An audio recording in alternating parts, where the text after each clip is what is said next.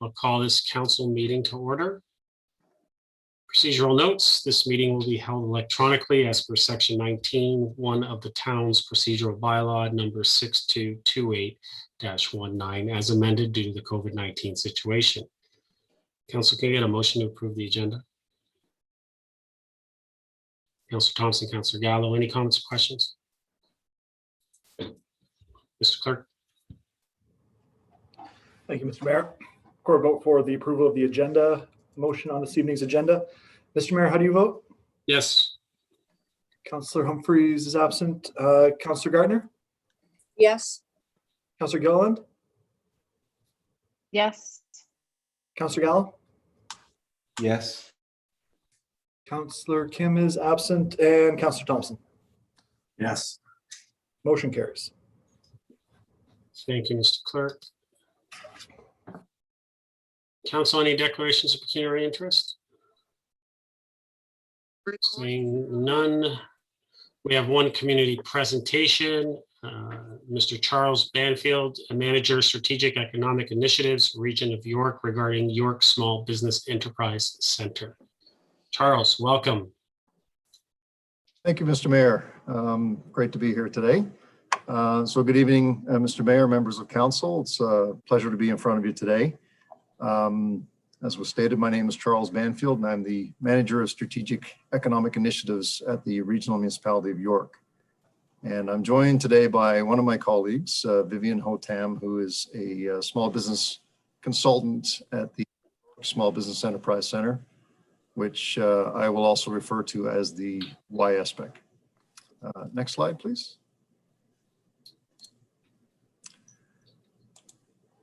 So this presentation will run through a brief overview of the YSBEC, key services, programs, and metrics, and a summary of the measures we've taken in response to the COVID-19 pandemic to ensure continued support for small businesses. Essentially, this presentation will cover the same information as was shared with the AEDC board on April 27th. Next slide, please. So the YSBEC is one of 4 small business centers serving York Region, with the other 3 located in Markham, Richmond Hill, and Vaughan. Our physical location is in Newmarket at the York Region Admin Building at the corner of Yonge and Eagle, and we serve York Region's northern 6 municipalities. To that end, the YSBEC team regularly collaborates with economic development staff and chambers of commerce across northern York Region. And I'm pleased to share that we have a very good working relationship with the economic development team at the town of Aurora and with the Aurora Chamber of Commerce. So this slide provides a summary of the types of services offered by the YSBEC, and all of these services are provided free of charge to our clients. This list also includes the delivery of programs on behalf of the Ministry of Economic Development, Job Creation and Trade, which I will cover shortly. And it's also worth noting that despite the physical location of the YSBEC being closed to the public since March of last year, there's been no interruption to the services that we provide to Aurora-based businesses. Next slide, please. So the information captured on this slide and those that follow pertain to the 2019 and 2020 calendar years. Our mandate is to support small businesses with 9 employees or less across Northern York Region. And the vast majority of our clients are Main Street businesses. And these would include accommodation and food services, retail, arts and entertainment, and education service providers. Nearly 60% of our clients identify as female, and 55% are at least 40 years of age. Next slide. So consultations with entrepreneurs and small business owners comprise the bulk of the service delivery activity for the YSBEC. We provide consultation services to hundreds of clients, either on an annual basis, either one-on-one or in group settings. These sessions can serve a variety of purposes, though typically they focus on aspects of business planning and operational needs. Aurora-based businesses account for approximately 21% of the Northern 6-based consultations that we deliver each year. Next slide. Summer Company is one of the programs that we deliver on behalf of the province. It's designed to develop entrepreneurial skills in full-time secondary and post-secondary students between the ages of 15 and 29. Through this program, participants have the opportunity to be their own boss and receive training and mentorship services to help them develop and launch a business over the summer months. They also have the opportunity to receive a micro grant of up to $3,000. In 2020, we decided to not offer this program so that resources could be focused on providing support to existing businesses that have been negatively affected by the pandemic. However, we will be resuming the delivery of this program this year. Next slide. Starter Company Plus is the other program that we deliver on behalf of the province, typically through the fall and winter months. It's designed to support entrepreneurs and small business owners who are at least 18 years old that are not attending school or working full-time. So aside from the various business-related training and support services, participants of this program can also receive a grant of up to $5,000. And with the onset of the pandemic last year, YSBEC staff worked with the ministry to expand the program by diverting resources intended for the Summer Company program. In addition to this, funds were repurposed by Regional Council from the York Region Innovation Investment Reserve Fund, and they were used to further expand this program, which explains and provides a bit of context for the significant increase in the numbers in 2020, 2021 versus the previous period. Next slide, please. So this slide captures a summary of the various measures taken by the YSBEC to ensure that York Region's small business community has up-to-date access to available resources and services that are designed to assist them in addressing the effects of the pandemic.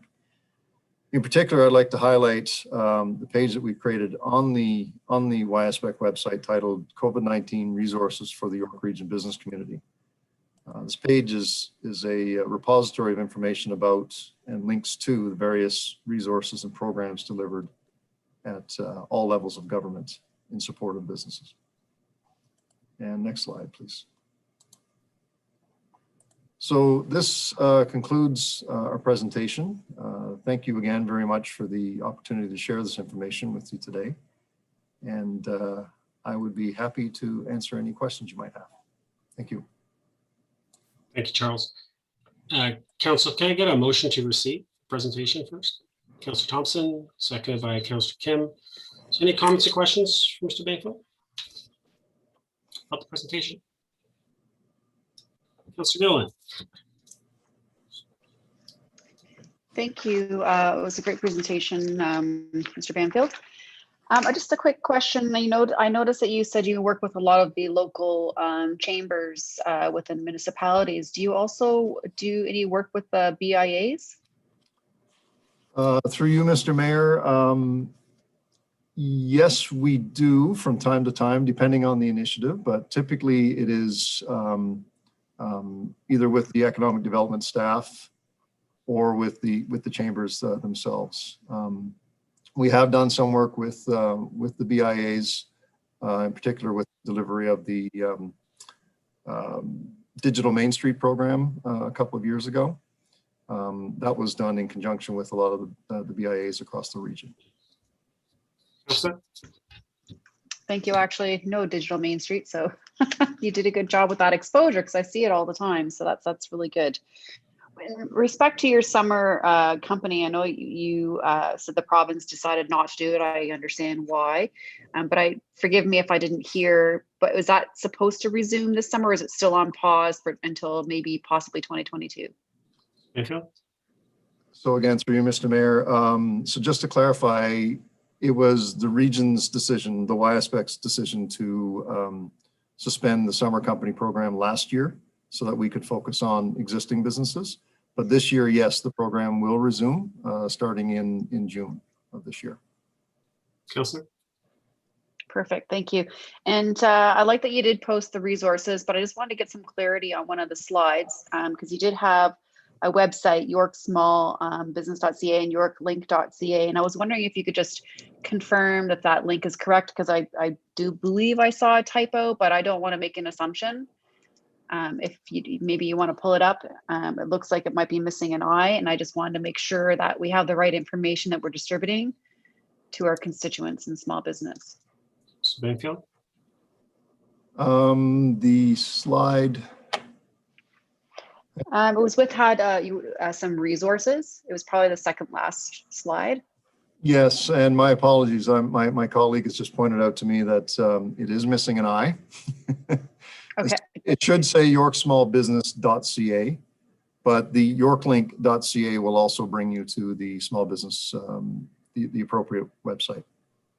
Thank you. Okay, perfect. I just, no problem. I didn't want to assume, but I just wanted to make sure that information was clear, because I think this obviously has some great resource opportunity for grants that perhaps a lot of constituents didn't realize that was available to them. And I love the fact that the starter company plus 18 plus. So anybody that has some sort of a, I guess, a goal in mind to start something, there's some criteria there that we could give some grants up to 5K. So I think that's pretty good. Appreciate that. Thanks. Thank you. Councillor Thompson? Thank you. Thank you for being here, Mr. Banfield. I guess just prior to council, we had a presentation from the Aurora Economic Development Corporation. I'd just be interested to know a little bit more details about how you guys sort of, I guess, integrate with not just the town's economic development and Lisa House, but also the Aurora Economic Development Corp, and perhaps some initiatives that you may try to work on jointly. Mr. Banfield? So through you, Mr. Mayor, well, as a couple of weeks ago, I think it was on April 27th or 29th, it was 27th actually, I provided a presentation to the corporation.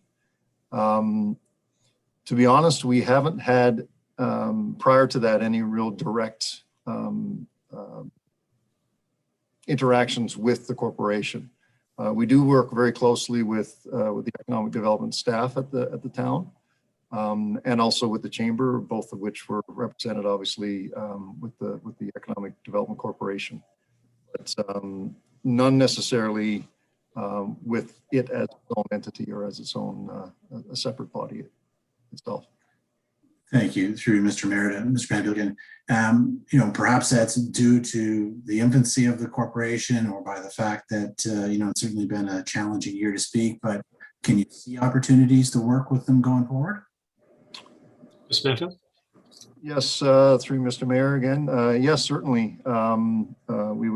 We're always open to forging new partnerships or expanding on existing ones. So certainly we would be very interested in learning more about the corporation and how we can work together. Councillor? I certainly think that there are some synergies there. I think a lot of people are working on a lot of different initiatives to try and promote economic development, not just in York Region, but in Aurora specifically. And I think that, collectively, it'd be good to harness the energy and the knowledge and the passion of that group. And I think that, as the additive goes, you can travel farther when you work together. And so I certainly would encourage some collaboration between all levels. So thank you very much. Thank you, Councillor. Any other comments or questions to the presentation? Nope, seeing none. Ms. Banfield, thank you very much. Vivian, thank you very much for joining us this evening. We appreciate it. With that, Mr. Clerk, vote. Thank you, Mr. Mayor. Recorded vote for receiving the community presentation. Councillor Gaertner, how do you vote? Yes. Thank you, Councillor Kim. Yes. Councillor Humphreys is absent. Mayor Mrakas, Yes. Councillor Gilliland, Yes. Councillor Thompson, Yes. and Councillor Gall. Yes. Motion carries. Thank you, Mr. Clerk. So we have no delegations. Consent agenda.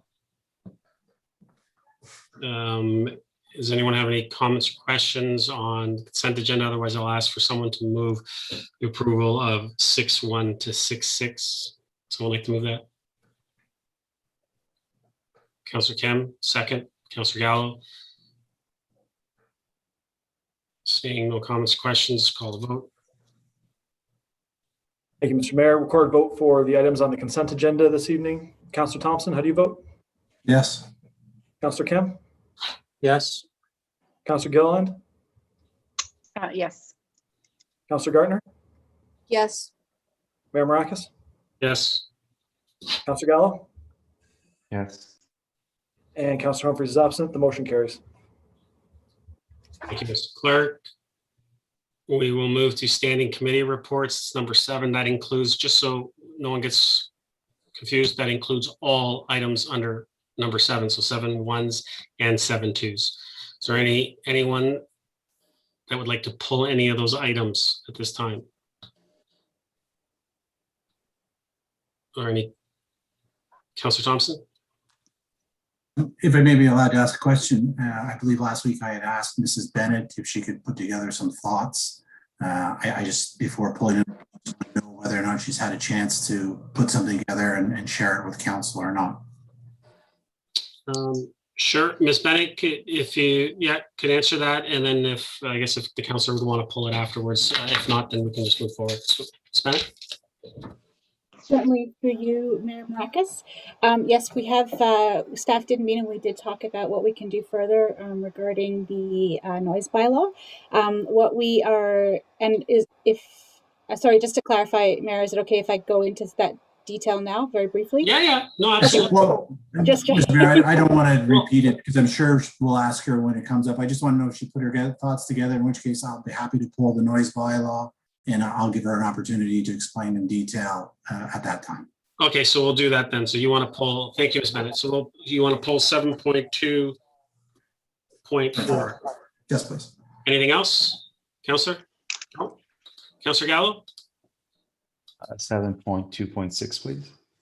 7.2.6, use of safe restart grant funding. Okay, anything else? Oh, okay. Councillor Gaertner? Just to make sure I've got the right thing. 8.2 from the last GC is 7.2.4. Was that the report on the noise bylaw? Yeah, Councillor Thompson just pulled that one. Thank you. Okay, anything else? Oh, okay. No. Anyone else? Otherwise, I'll ask for a motion to approve all items on the standing committee report minus 7.2.4 and 7.2.6. Would someone like to move that? Councillor Gaertner, Councillor Gilliland. Mr. Clerk? Thank you, Mr. Mayor. Record a vote for the items not pulled for further discussion on tonight's standing committee reports. Councillor Humphries is absent. Councillor Gallo? Yes. Councillor Gaertner? Yes. Councillor Kim? Yes. Mayor Mrakas? Yes. Councillor Thompson? Councillor Thompson? Oh, you're on mute. Sorry. Yes, I thought it was off mute. Thank you. Councillor Gilliland? Yes. Thank you. The motion carries. Thank you, Mr. Clerk. Council, we will move to 7.2.4. Modernized noise bylaw. The recommendation that came out of GC is that the report be received for information. Would someone like to, Councillor Thompson, you pulled that. Would you like to move that at this time? Yes. Someone like to second? Councillor Gallo, thank you. Councillor Thompson, the floor is yours. Thank you. I think last week, a fair bit of the conversation was really around the number of people engaged and had opportunities for feedback and input on the bylaw. And so Ms. Bennett was asked if she could put some more thought towards being able to engage more residents. And I'd like to just turn it over to her to hear her thoughts about how we can address this issue. Ms. Bennett? Thank you, through you, Mayor Mrakas. Yes, I'm happy to say that we have met and we have come up with some thoughts on how we can further engage. We also did a little bit. I also did a little bit of research into what other municipalities have done. What we are recommending is that we go out, as Council has talked about, for a second follow-up engagement with the community. This would be positioned as simply a follow-up, as I mentioned, to the engagement that was conducted when we first did the engagement on changing the noise bylaw.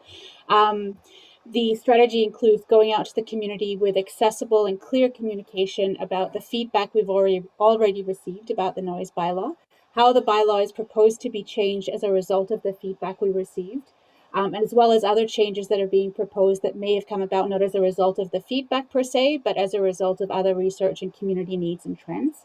And asking the community to respond to a survey that would be online, that would outline that goes through the differences and any agreement, disagreement, giving them an opportunity to share any additional thoughts. We did consider whether or not we would be able to do other forums and formats. That the pandemic kind of precludes any in-person pieces right now. We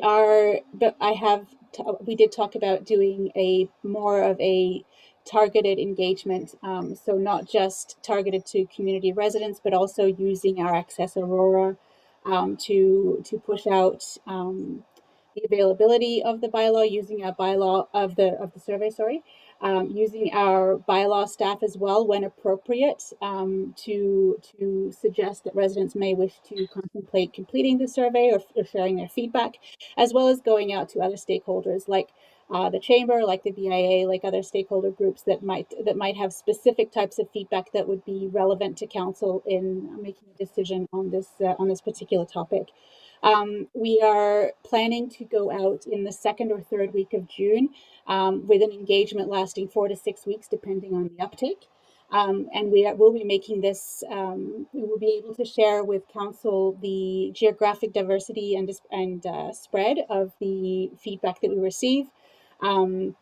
Which is it actually allows us as well to kind of promote the new ward boundaries as well, because we'll be able to ask to share with residents what ward they're part of as they complete the survey, and we'll be able to kind of bundle it as in this particular area or ward, this is what the residents are saying. We do feel that this is going to allow us to give council some more information. I would caveat that by saying that certainly the experience that we've had and my research indicates that bylaw being a complaint-driven process, council may not get thousands of people responding to this survey, but we are going to do our very best to make sure that people understand why it's relevant to them, and so they will be more inclined to participate and to share their feedback. So I don't know if there's any additional information that council might wish. I'm certainly happy to answer any questions. Councillor? Thank you, and I appreciate that, Ms. Bennett. I think my preference would be just to refer the matter back to staff with the understanding that we would undertake more engagement, and at some point when there's I guess a sense that we've sort of got sufficient response, or at least got as much as we're going to get, then come back to council and we can have that conversation. So I'll listen and hear what everybody else has to say, but my preference would be just to refer the matter back to staff. Councillor Gaertner? Sorry, did you say my name? Yep. Oh, yeah, I agree with Councillor Thompson. And I just love the idea of using the platform to help people understand what ward they're going to be in, and also have feedback from a particular ward, because Aurora is many different, communities. And it'd be interesting to see if those living closer to the busy streets and the shopping areas have different views.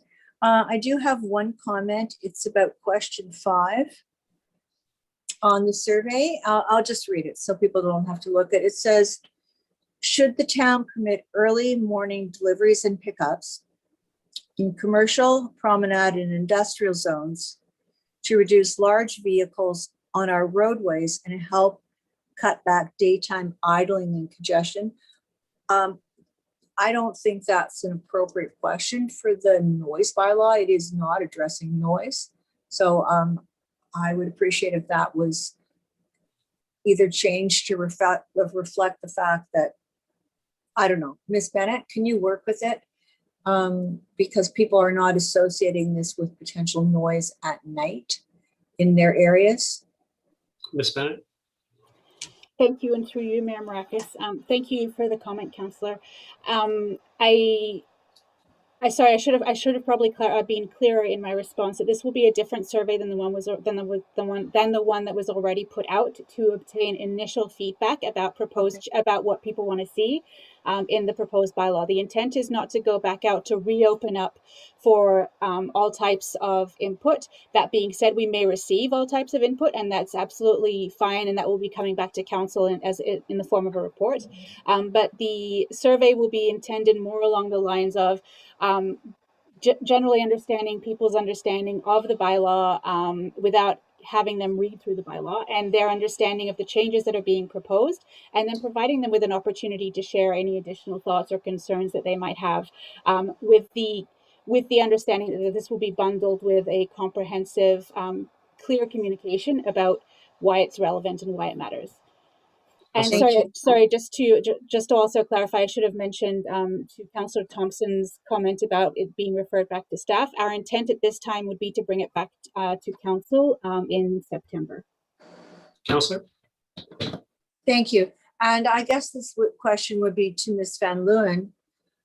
Ms. Van Leeuwen, with the province putting the amendment on the table to allow deliveries all through the night, do you have any idea of the timing of this? Because we might be asking some questions that will be contrary to what the province decides, which might be problematic.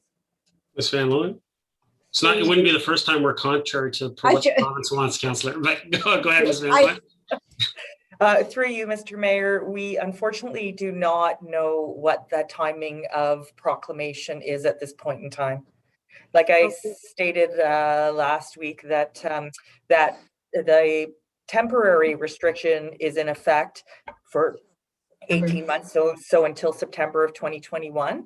Yeah. And then the changes, amendments to the Municipal Act have received royal assent, but have not been proclaimed, so they're not in full force, and we don't have any idea as to timing.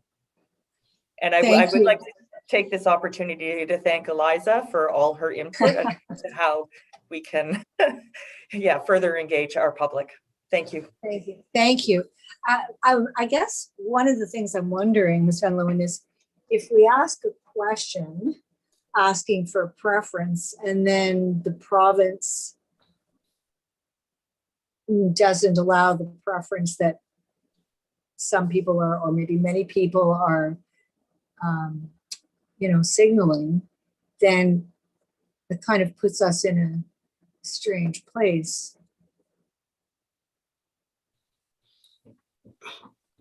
Councillor, I'll just make a suggestion, and maybe Ms. Bennett can take it or not. She can leave it, but maybe a question that kind of speaks to the fact that the province is doing this, and what are your thoughts? Right, and then that way everyone knows that the province is moving towards something, and they need to understand that it's not necessarily something that we might be able to actually make a change on, but we would like to know what their thoughts are, and that might be just that way everyone has an understanding that it's coming from the province. Mm-hmm. Just a suggestion. Take it or leave. No, thank you, and that's a good suggestion, and I'd like to know, if staff doesn't mind, I'd like to know what the question turns out being. But yeah, we need to know their preferences, but with the caveat that the province may make their own direction. Ms. Bennett, did you want to add something? Thank you. Through you, Mayor Mrakas. I would be very happy to share with council a communication package, including the survey, before it goes public, to make sure that if there's anything that needs clarifying or anything that council feels that we are missing, that you have that opportunity to share that. Thank you, Councillor. Thank you. Thank you. Councillor Gallo. Thank you. And through you to maybe Ms. Van Leeuwen, but I'm trying to understand what we're doing here.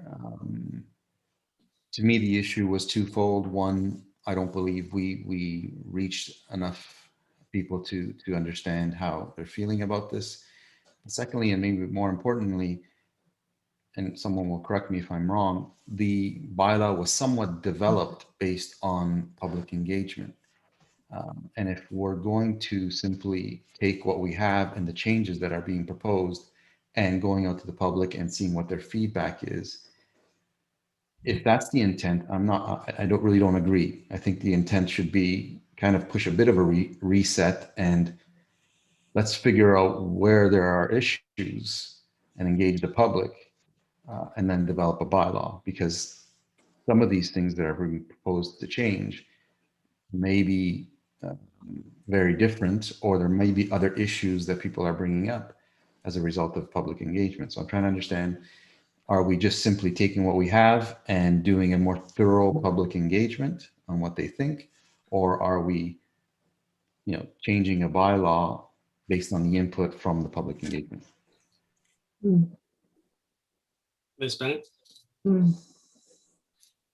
Through you, Mrakas, and certainly Ms. Van Leeuwen, if you wish to add anything, please obviously do so. The intent here is to go back out with saying, this is what we heard from you, and not just what we heard from you, but also the research that was conducted to bring forward a proposed noise bylaw. So it isn't just that we're going back out and saying, we heard from a few dozen people and therefore we changed the bylaw to say this. What we're saying is that we have a new proposed noise bylaw. It was developed. We were making changes based on this need in the community, this need in this regulation, this legislation, this changing environment, and as well, we also heard from you. Here's what we're proposing. Here's what we're going to be putting forward. Here's what we're proposing to put forward to council. What say you? Is there anything that you think we're missing? So we are actually achieving both the goal of receiving additional feedback. It may very well be that we get feedback that changes some of the elements that might be proposed, and in that case, that will be reflected in the report to council that staff will bring forward. But I think we're doing a little bit of both. Councillor. Okay, I guess I'm just trying to understand, there's a summary of changes and there's 5 of them. Are those summary of changes, somehow they were developed either through public engagement or business engagement, or however they were development, staff experience, bylaw experience, and what they've seen out there that doesn't work. All I want is an open mind in terms of going out to the public and doing this, that there may be 6, there may be 4, there may be 3, there may be 10 that come out of it. I don't want necessarily for us to be stuck on those 5 and we're just going out to the public saying these 5 are the changes. That's all I was trying to get to. Ms. Bennett. Thank you. Through you, Mayor Mrakas. Absolutely, Councillor Gallo. That is the intent, is not to go out with we're going to say these are some of the changes we heard. We're also going to say, like, this is the noise bylaw in general. What else do you kind of give some education and ask people for general feedback, in addition to pointing out some of the changes that we already know that we're proposing to bring forward. So we're not going out there with a rigid mindset. We're going out there with an open mind for sure. Councillor. And just lastly, if there's a possibility, once you do the public communication, kind of a 1-pager, we all have our own means of communicating to the residents. I'd be happy to spread that to the 4 or 5 followers that I have. Some have many more. Thanks, Councillor. We'll get it to everybody, I'm sure. Correct, Ms. Bennett? You are correct, Mayor Mrakas. Thank you. Thank you, Councillor. Is that all? Thank you. Councillor Gilliland? Thank you. Just a quick comment, hearing everything around the table. I definitely would want to see this referred to staff, but would it be appropriate to at least ask to add to bring the report back at a future GC, just to make sure it's actionable and we do get something back within a timely manner? Councillor, I Or think is it just that's, assumed? Is that just assumed when we refer back to staff, we'll get the report? I just want to make sure that we've set some timelines to it and we do get a report back. well, any report would have to come back to a future GC regardless. For a bylaw and that, for bylaws changes. So that's what would be the intention. I don't think we need to actually put it in the motion. Okay. As far as timelines, I do know that you were speaking second week in June and then for 4 weeks. So I'm assuming till mid-July. And then from there, you'll probably, obviously you're going to create a report. When would be an appropriate time or expectation to see that report back? Ms. Bennett, do you want to answer that? Certainly through you, Mrakas. What Ms. Van Loo and Mr. Gray and I have talked about is for this to come back. In September to GC.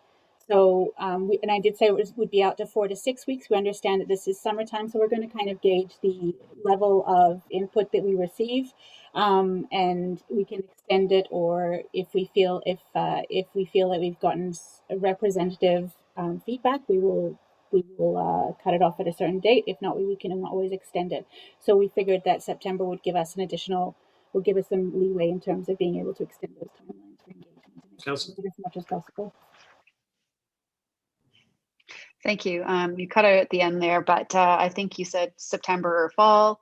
I guess I just kind of want to make sure that it's not something that gets extended, just so we have some accountability that will come back, because I know that Councillor Gaertner was eager to have this, at least hopefully for this summer season of construction and just way of life of, garbage pickup and such. So if we're referring back to staff and there's an expectation we'll get at least in the fall or fourth quarter, then I'm okay with that.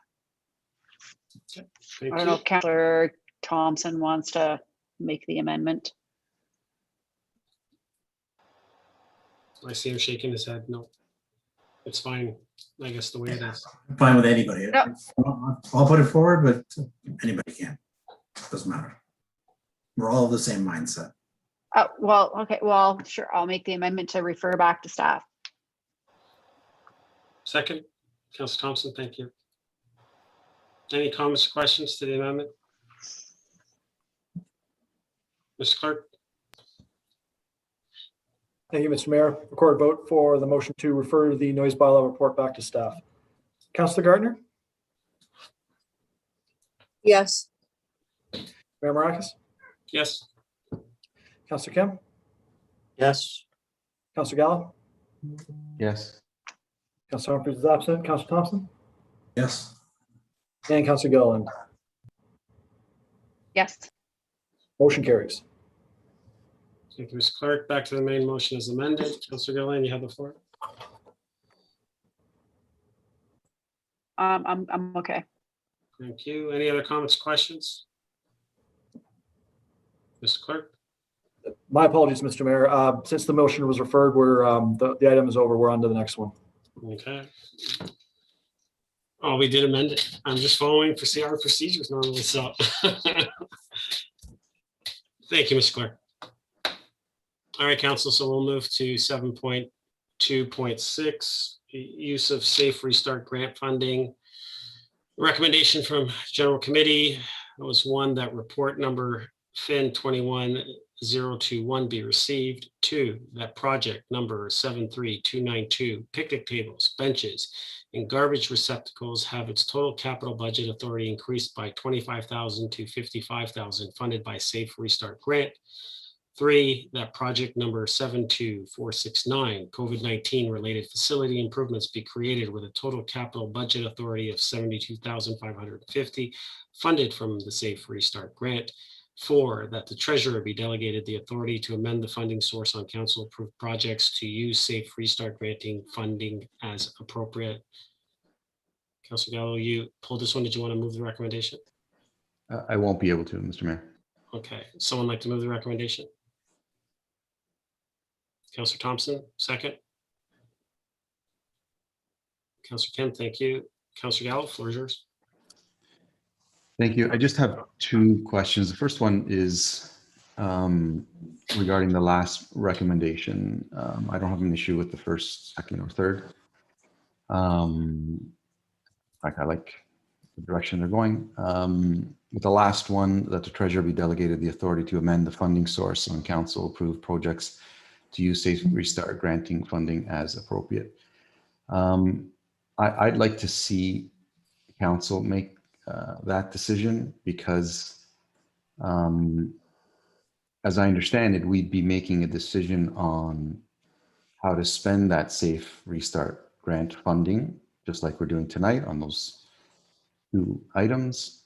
And I think it's incumbent upon us to make that decision. And I believe it's coming back. It would be coming back to us when that time comes. But if we're giving authority to amend funding sources of previously approved projects, that would reduce that amount. And which would mean that, you know, we wouldn't have as much to do whatever else we would want to do with. So to me, I don't see the rationale for that. Maybe Ms. Wainwright Van Kessel can educate me on whether I'm correct in what I just said or not. Mr. Mayor. Ms. Wainwright Van Kessel.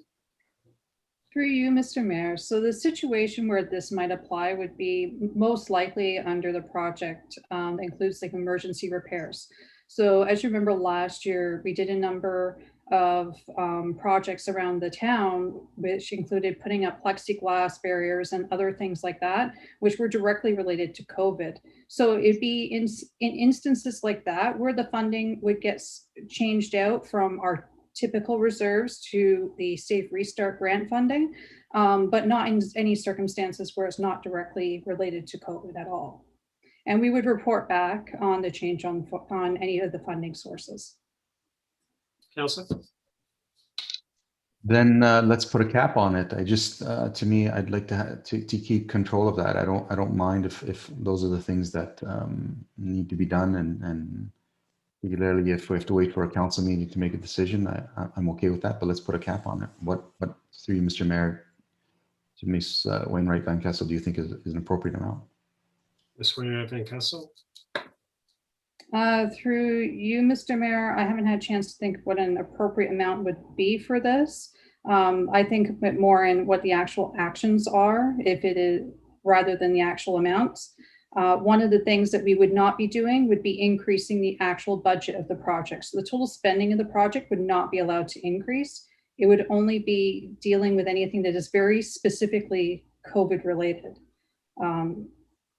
But to an amount, it's hard to estimate depending on the types of projects, because we have some projects that are very small and some that are quite large. Councillor? Through you, Mr. Mayor, if we did not do this, what would happen? That project would come to a GC and then council, and we'd make a decision just like the ones that are before us right now. Ms. Wainwright Van Kessel. If we did not do this, I would likely include something in our forecast reporting with a recommendation to change out the funding on a specific project and do it through that mechanism. What would happen is we would swap the original funding source with this. Councillor? So it wouldn't come back to council, but you would report that would come back to council. We'd use other funds, and then when this report would come up, you'd recommend using those funds to fund those projects.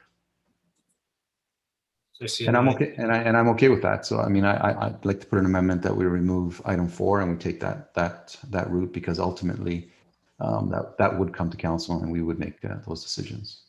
So, Councillor, just procedural wise, I think the cleanest way for us to do it is just to separate 4 and we vote on it separately. And if it fails, then it gets removed. Either way. Okay. Thank you. Any other comments or questions? Councillor Thompson? Thank you. I think just to, I guess, go over that again, just so I'm clear, through you to Mrs. Wainwright Van Kessel. So should the motion pass as is this evening, you would have come back to us at certain points and provided a report like tonight and saying this was used, these amounts were used for the Safe Start funding for this project or that project, similar to other capital projects we report. Is that how it was, how you anticipated working? Ms. Wainwright Van Kessel? Through you, Mr. Mayor, we would have included it in our interim forecast reporting. So this year, the forecast reporting is going to include both operating and capital forecasts. And we would have just identified that project ABC, we changed the funding from A to Safe Restart. Councillor? Thank you. And again, through you to Mrs. Wainwright Van Kessel, are there any times where you could see timing being an issue, considering we only have council once a month? So there could be a 30-day delay in between the need to use these funds at your discretion. Ms. Wainwright Van Kessel? Through you, Mr. Mayor. So since we would not actually be increasing the cost of the overall project, that would remain the same. It's a matter of changing only the source from which it's funded. So we'd still be able to proceed. It's just that we would have to make adjustments after the fact to change the funding. Councillor? So should it not pass, you don't see it then creating any less efficiency or effectiveness for you and your job? Ms. Wainwright Van Kessel? Through you, Mr. Mayor, no, it just means that we'll have to make changes after the fact and include an additional recommendation on the report. But again, through ethical responsibility, we can only apply it to ones that are specifically are COVID related. Okay, understandable. Thank you. Thank you. Any other comments or questions before I go to Councillor Gallo for a second time?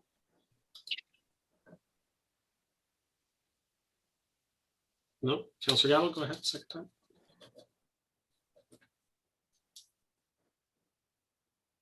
Oh, you're on mute, Councillor. Sorry. I did have a second question. Last week I brought up on page 6 of 8 of the report, the 2021-2022 lease revenue loss of 410,000. I did get a response. I don't think council saw it, but I did get a response, and I know there's a limit to which we can speak about that, but I did want to at least give staff an opportunity to give as much information as they possibly can regarding that item. Mr. CEO, I see you popped on. Mr. Mayor. So this item is basically an allowance that we have put into the Safe Start funding to account for leases that we have with people who should be paying us. But for various reasons related to COVID, we feel that some of those risk revenues are at risk. So this is right at this stage a notional amount that we would obviously be working to get as much of the lease revenue in as possible. And we would come back with any adjustments to leases where they're necessary, or if they were, when we finalize the actual draw for that amount, that'll be reported as well, as we would have to do so with the province as well. Councillor?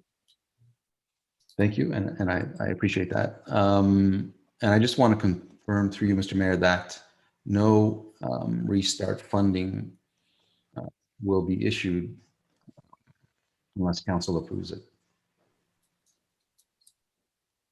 Ms. Wainwright Van Kessel?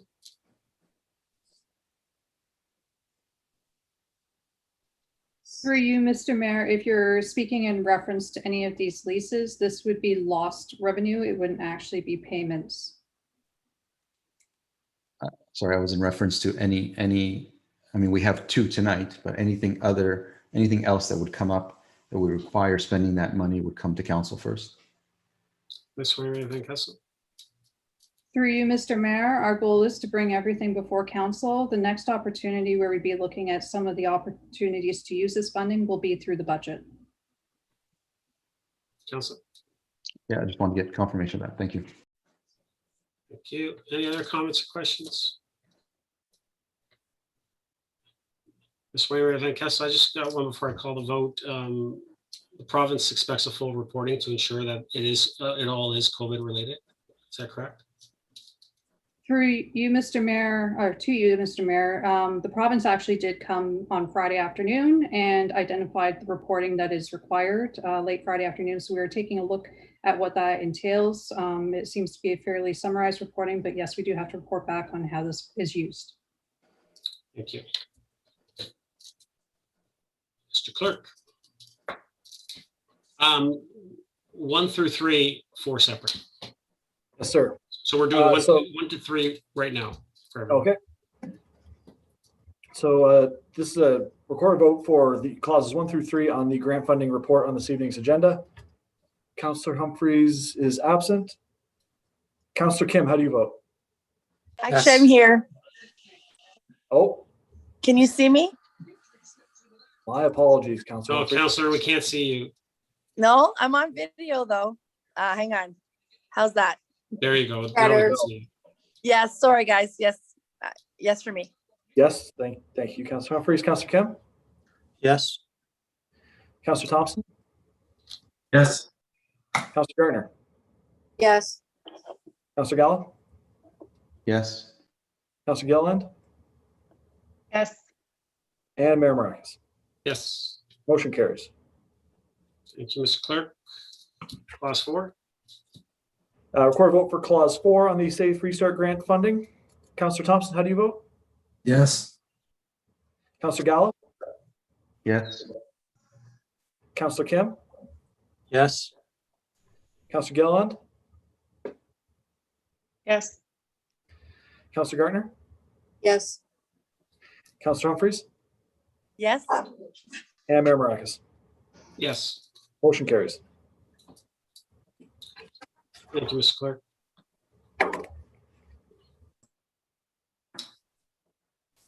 Council, we are moving to motions. First one up, 9.1, construction in residential areas. Councilor Gaertner, this one's yours. Do you want to move as is? Sure. Thank you. Would someone like to second that?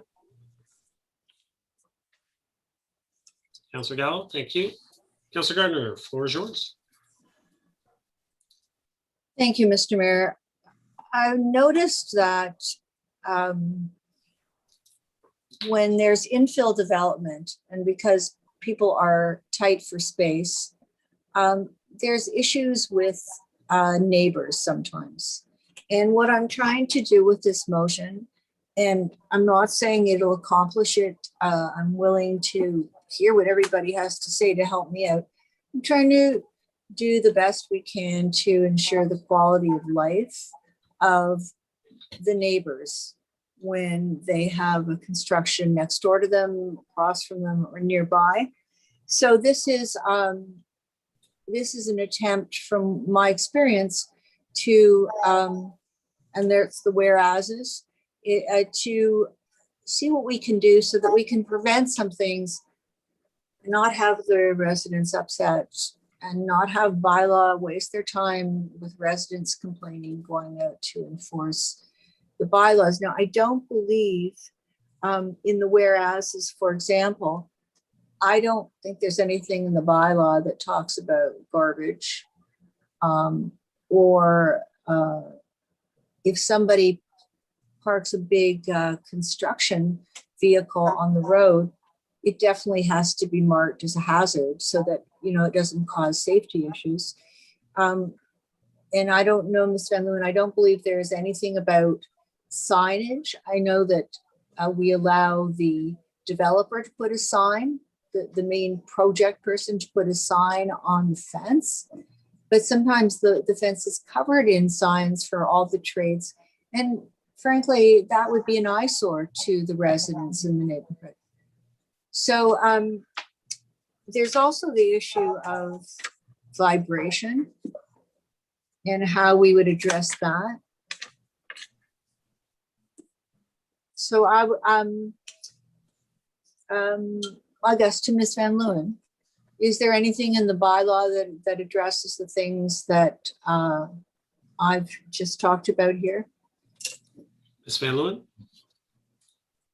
Through you, Mr. Mayor, with respect to signs, there is a provision in our temporary sign bylaw that speaks to contractors being able to provide some signage. I'd have to look at the specifics of the bylaw to see what the limitations are.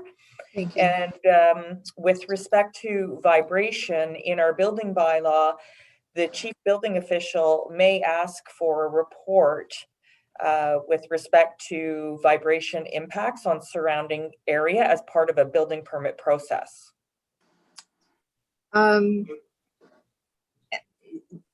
it's the May that I think we need to address. We had a big problem, as you're aware, with another area. That was a larger building that was being built, but was in an older area. There were a lot of complaints. I just like to head anything, not only head anything off at the pass for complaints, but also with respect to your work and my time and just the discomfort of residents. I don't think there's anything about garbage. Through Mr. Mayor, to Ms. Van Leeuwen. Ms. Van Leeuwen? Through you, Mr. Mayor, there are provisions that allow for storage of construction materials on site during the construction process. So there is a little forgiveness as it is a construction. Yes. Thank you. And it would be an infill, in this case, an infill development. So yes, I can see that. But I'm talking about stuff that blows around in the neighbors' yards, like coffee cups and whatever, fast foods containers. I'm talking about that kind of garbage. I don't think there's any requirement for them to pick up that garbage. And the other thing, which really could be a safety issue, I saw a very large, it was a tractor. It was in the older part of near the town park. It was parked on the street, and it was just parked on the street. There was nothing to note any warning at all. That could be a problem at night. Ms. Van Leeuwen? Through you, Mr. Mayor, we do have provisions possibly in our road fouling and road occupancy bylaw, as well as in our parking bylaw. Again, we would have to review the bylaws to see what provisions. We have numerous bylaws that would take effect here, including, parking, road fouling, noise bylaw, our building bylaw, because a lot of these things can be perhaps captured through the permitting process and development process. Yeah, so that somebody who was going to get a permit would know in advance these are issues that they had to attend to. Through you, Mr. Mayor. Ms. Van Leeuwen? Through you, Mr. Mayor, like I said, we do have a building bylaw that identifies documents that must be submitted as part of the building permit process, and that falls under planning and development services. Okay, and then so any of the larger developments, there could be some provisions through other agreements. So what would you mitigation and things like that? So what? Thank you, Mr. Mayor. So what would you, through Mr. Mayor to Ms. Van Leeuwen, what would you suggest to be able for somebody? I mean, and maybe I do have to go to the building department, perhaps, or maybe it needs another motion. But a kind of a sheet that says what's allowed and what's not allowed, because you're going to get, bylaw's going to get the complaints. You may have to then send them to building, but still it's time consuming and we don't need that. Ms. Van Leeuwen, did you want to respond to that? Through you, Mr. Mayor. So typically our buildings division would deal with any construction related complaints. Now, bylaw sometimes gets involved from an enforcement perspective, but typically buildings they do take the sort of first line approach. Councillor? Okay, so maybe that's something to talk about further. Can you bring us back a report, something that says what's in what, or what, to address the things that I've tried to address here. Ms. Van Leeuwen, can you bring in an all-encompassing report on what we're asking for? Through you, Mr. Mayor, I do believe that since it falls under planning and development services, because this is development related and buildings related, that I would support my colleague, Mr. Waters, but that it is his division that oversees this. So Councillor, I was going to ask Mr. Waters. Mr. Waters, are you getting an understanding of what Councillor Gaertner is asking for and what council as a whole would be looking for out of this? Through you, Mr. Mayor, yes, it seems to be that councillors looking for what conditions are required when a building permit is issued regarding how the property is kept up, where do you park vehicles, etc. So, I can scan the bylaw for council, and we can provide a summary of what conditions are applied with the building permit. Councillor? Thank you. And, I'm referring to conditions that fall under quality of life or hazard, safety. Thank you very much. I didn't think of asking you, Mr. Waters, because the residents I speak to just seem to be calling bylaw constantly. Thank you. No worries. Thank you, Councillor. Councillor Humphreys. Hi, through you, Mr. Mayor. And just in terms of this motion, I guess, is it relative, I guess to say that if there is concerns and issues, just through you, Mr. Mayor, to Councillor Gaertner, is it just ensuring that the building, is it buildings that would respond to these issues, or is it by law? Is that sort of what we're trying to do with this motion? To you, Mr. Mayor?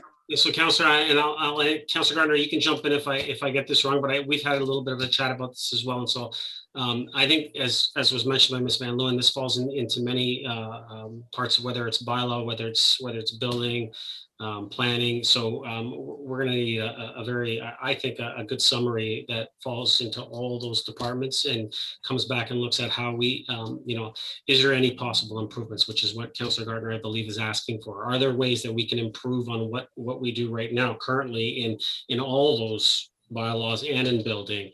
And is there any extra penalties that we can put on to ensure that any construction that goes on, that they do it in a way that maintains property standards, keeps people safe within our neighborhoods, all those things that we always talk about, that we always get complaints about, that we always get calls about. We each and every one of us know we all get calls about that. We just recently got a call from Highland Gate as well, and I know that we get calls constantly from that area. And so I think that's what Councillor Gaertner is asking for. Councillor, if I didn't get all of what you're asking, I'll let you finish.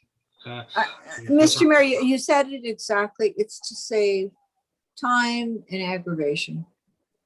Thank you. Thank you. Councillor Humphreys? Thank you. That's all. Thank you.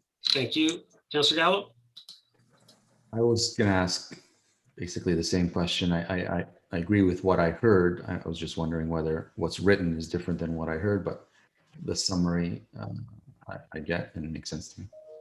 Thank you, Councillor Gallo. Councillor Gilliland. Thank you. Just a quick comment. The summary that was provided does make some clarity on what we're trying to achieve here. I kind of perked up when property standards was kind of talked about, because we know property standards is a huge issue, and we all know that the dandelions right now are running rampant. So just looking at the therefore be resolved, and I know we're talking about various departments, and it seems to touch on at least planning and bylaws. So would it be appropriate to say our existing bylaws? And when you say existing bylaws, is that going to touch both departments, or do we need to say bylaw and planning, or is that insinuating that any bylaw that encompasses both departments will come forward with something? I just want to make sure it's clear and that we are going to get what Councillor Gaertner wants back. Thank you. Mr. Waters? Is it clear? Yes, through you, Mr. Mayor. Yes, it's clear. There's definitely a linkage between the two bylaws. And I think one thing that we'll try to do is identify kind of the starting point, and then where there's a linkage to bylaw in terms of the enforcement side. Thank you. Councillor? Thank you. And just, touching on the Highland Gate, yes, we did get a call, and I kind of mentioned whether there was some sort of property standard amendment that we can make in our bylaw that's specific to construction sites that are unkept. And so if this is going to encompass it, then, I won't need to write that motion. So I just want to make sure that it's clear that, that's something that's going to be addressed, because it's not listed as one of those items. Other than, more or less like noise, and debris and vibration and dust, but doesn't really address, weeds and property standards to that effect. So is that just insinuated here, or is that something that we would need to be specific? Mr. Waters? Through you, Mr. Mayor, the issue with weeds and property standards probably isn't a building bylaw requirement. That's where the linkage is made to bylaw enforcement, but we'll identify where that is. Mm-hmm. Councillor? Thank you. Thank you. So, I mean, I did hear Councillor Gaertner maybe even saying to add, so what a friendly amendment would be to just add, you know, falling on property standards. So impacted by, you know, noise, debris, vibration, dust, and property standards and equipment parked on the street, or just add property standards somewhere on there. So at least we make sure that that part is addressed. Councillor Gaertner, you fine with property standards being there? Yes, I am. Thank you. Councillor Gallo, you seconded it? In the whereas clause? We could put it there. Mr. Mayor, we don't do anything with the whereas. I know, I agree, but I mean, if you're fine with it, I agree. It's the whereas is not as important, but we can throw it in there. If both of you, the mover and the seconder, are fine, we'll add it in. Okay, friendly amendment, good. Okay, we're good to go. Councillor Gaertner, Gilliland, continue. Yeah, that's all. Thanks. Thank you. Any other comments or questions? Councillor Gaertner, did you want to finish up? Mr. Mayor, to Mr. Waters, do we have any problems with outside burning of construction materials? Mr. Waters? Through you, Mr. Mayor, I'm not aware of any in my time at the town here. Okay. Ms. Van Leeuwen, I see you popped on. Did you want to add to that? Through you, Mr. Mayor, I'm not aware of any either. Good, thank you. Councillor? I'm good. That's good. Perfect. Thank you very much. Call the vote. Mr. Clerk? Thank you, Mr. Mayor. Record vote for motion 9.1 on this evening's agenda. Councillor Gallo, how do you vote? Yes. Councillor Gilliland? Yes. Councillor Humphreys? Yes. Councillor Gaertner? Yes. Mayor Mrakas? Yes. Councillor Kim? Yes. And Councillor Thompson? Yes. Motion carries. Thank you, Mr. Clerk.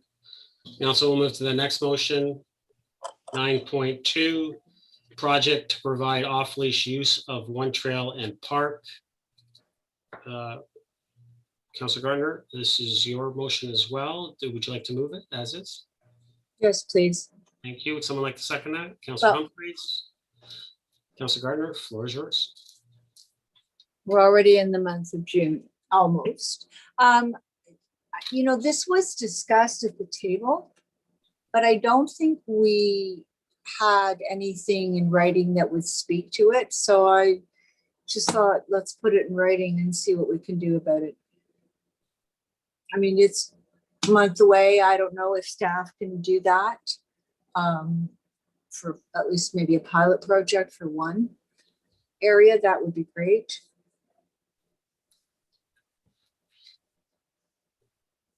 Any other comments or questions? Councilor Gilliland. Thank you. Just a quick comment. You know, I fully support having off-leash dog park areas and trails. And, you know, yes, I do recall that this did come up to council when we had talked about dog parks in residential areas. And then we had talked about other alternatives in a non-residential area. And I think Councillor Humphreys as well had touched on that and mentioned trails as well. So, you know, this is one of those things where, you know, if it's not in the resolution specifically for these dog parks, then I suppose, you know, it doesn't, the task isn't to staff. And through you, Mr. Mayor, to Mr. Downey, within that resolution, was staff directed to investigate off-leash parks or trails? Mr. Downey? Through you, Mr. Mayor. No, we were asked to look at an off-leash park that was on town property in a non-residential area, and that report will be coming forward to General Committee on June the 2nd. Councillor? Thank you. And, I'm glad this report's coming back in June. I guess I'm just disappointed that I know that there was some conversation between many councillors making the assumption that we were going to have a report that would encompass, I think, everything that we were talking about in relation to a dog park, whether it was a trail system or time or just a different park in a different location. Fully support Councillor Gaertner's motion. But, I guess this is lesson learned that, we need to be specific on, and how we actually amend our motions and how we direct staff to come back with this, because it just seems to me that I was under the impression that we were already asking for this. And, many times we get stuck on language, and I think this is just one of those times. So thank you, Councillor Gaertner, for, at least picking up on that and bringing that forward so we can make sure we kind of get the answers that we're seeking in relation to the dog parks and the needs in our town, because it is needed. And the residents definitely are asking for it. And having this report back will be very, very helpful. So I appreciate that. Thanks. Councillor Thompson. Thank you. I recognize the motion before us, just ask for a report to come back and further the conversation, and I'm fine with that. But I will share my concerns with regards to having the off leash on the trail. Every once in a while we see emails from residents who walk the trail and talk about getting run over by bicycles almost, or different incidents happening on the trail. And so I do share, or I do have a little bit of a concern with regards to using the trails as off leash, or, runway tracks for the dogs and other pets, I guess, from a safety perspective. And so I'm sure Mr. Downey or whoever will address that when they come forward. But, if residents are feeling that they're not always safe walking the trails, I would be concerned about the dogs as well. And so I'll wait for the report to come back. The park is less of an issue for me than the trails. And so I just wanted to make that comment in advance. Thank you, Councillor Humphreys. Thank you, Mr. Mayor. Just to add to that, there are other municipalities that do have leashless dog trails that are very successful. I think the key there is that there's an understanding which trails those are, so that individuals using a portion of the trail, if there's one or two specific, that they're aware when they walk in, that there's a clear signage, and that everyone understands what they're sort of walking up or into. So there's got to be some real thought processes too. Sometimes there's trails that join, there's different sections to take. You really have to be careful and have one that perhaps will go safely from one end to the other, and that doesn't cause any of those, hopefully, surprises or issues of concern, safety issues for sure. So yeah, I'm looking forward to the report coming back. And yeah, I just wanted to add that comment. Thank you. Thank you, Councillor Kim. Thank you, Mr. Mayor. I think I as well, I do have some reservations with regards to leashless trails. However, I'm open to, what staff will be coming back with in terms of their recommendations. I do understand that there are some municipalities that have trails that offer leashless walking of their dogs in certain time periods. That might be a good compromise for dog owners and non-dog owners alike, or it doesn't even have to be separated by those borders either.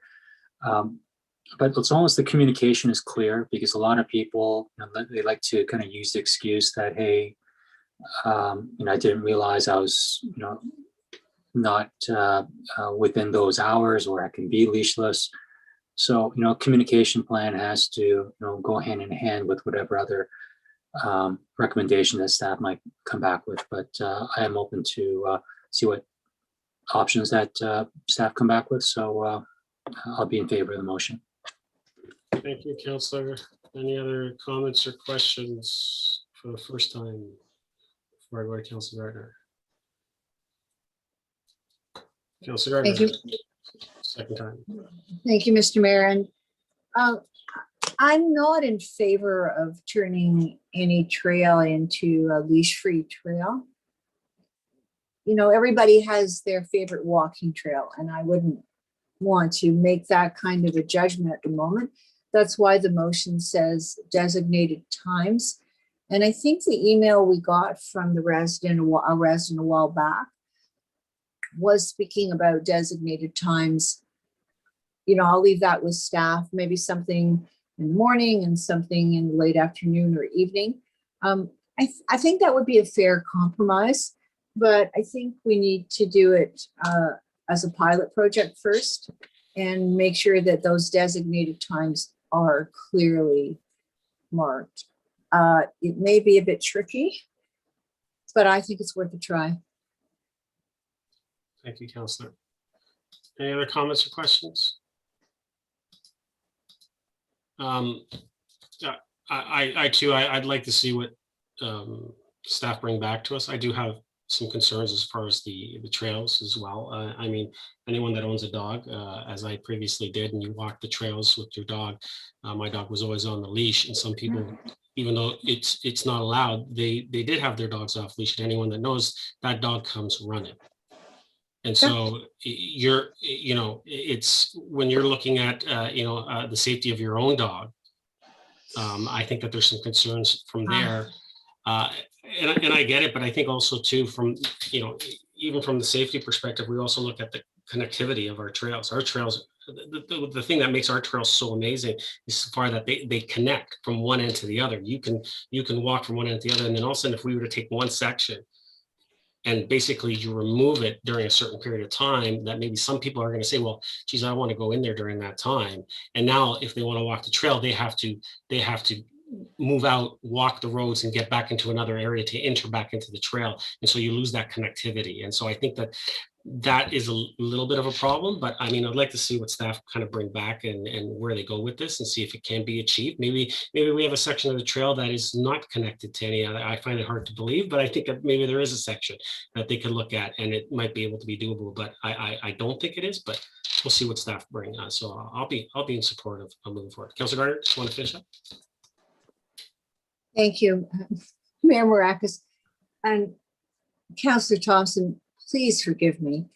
What other kind of animals do you think are going to be walking on the trail? Sorry, I'm envisioning only dogs. Councillor Thompson, I'll let you answer that one because I really want to hear more. It's an excellent point, and I misspoke. I'm sure you were just Thompson. Sorry, I just couldn't resist, Councillor Thompson. Thank you for smiling. Councillor Gaertner, I'm just going to ask Mr. Downey before I call the vote, just to make sure. Mr. Downey, can this be done for the month of June? So through you, Mr. Mayor, no, we won't be able to complete it in June. There are numerous complications with regards to this motion that would affect wildlife. So we need to do some consultation. As you know, David Tomlinson was adamant about making sure that dogs were on a leash during trails because of the disruption to wildlife. So I want to make sure that we investigate that. So bylaw issue that we need to address and make sure that we are compliant with the bylaw, or what amendments we would have to make to the bylaw. And then of course we have to select the areas, or what areas we might think. So it's a little more complicated than just picking an area and saying, let's try that out. And so we won't be able to make June. I can talk to staff. I can certainly communicate with our legal department as well as our bylaw department to find out what amendments would be able to be made and what changes in enforcement would be required in order to ensure the success. And Mr. Downey, is there a time frame that you could see, that you could let us know right now that you think that is doable? Not without consulting with the legal and bylaw. I'm concerned that I'd make a promise I might not be able to keep. So we will work as quickly as possible. I know that people would like to see it happen during the summer. I understand that. However, there are some concerns. We also have to think about the safety of the animal. And so we have to investigate that. Once you allow an animal to leave the trail and go into the woods, we have no idea whether or not that animal is going to be protected. And so there are concerns with regards to that. We do our very best to make sure as long as you're on the trail, it's safe.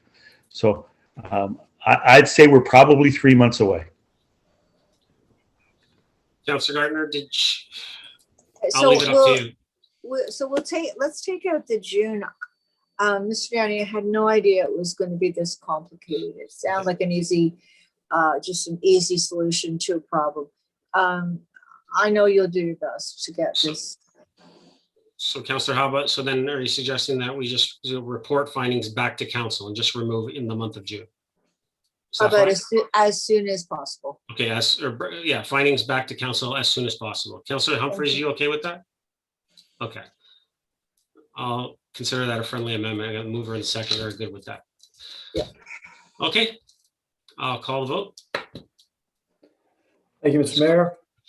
Recorded vote for motion 9.2 on this evening's agenda with the friendly amendment you just explained. Mayor Mrakas, how do you vote? Yes. Councillor Gaertner? Yes. Councillor Gallo? Yes. Councillor Kim? Yes. Councillor Thompson? Yes. Councillor Gilliland? Yes. And Councillor Humphreys? Since I'm last, yes, and I have seen people walking kittens on the trails.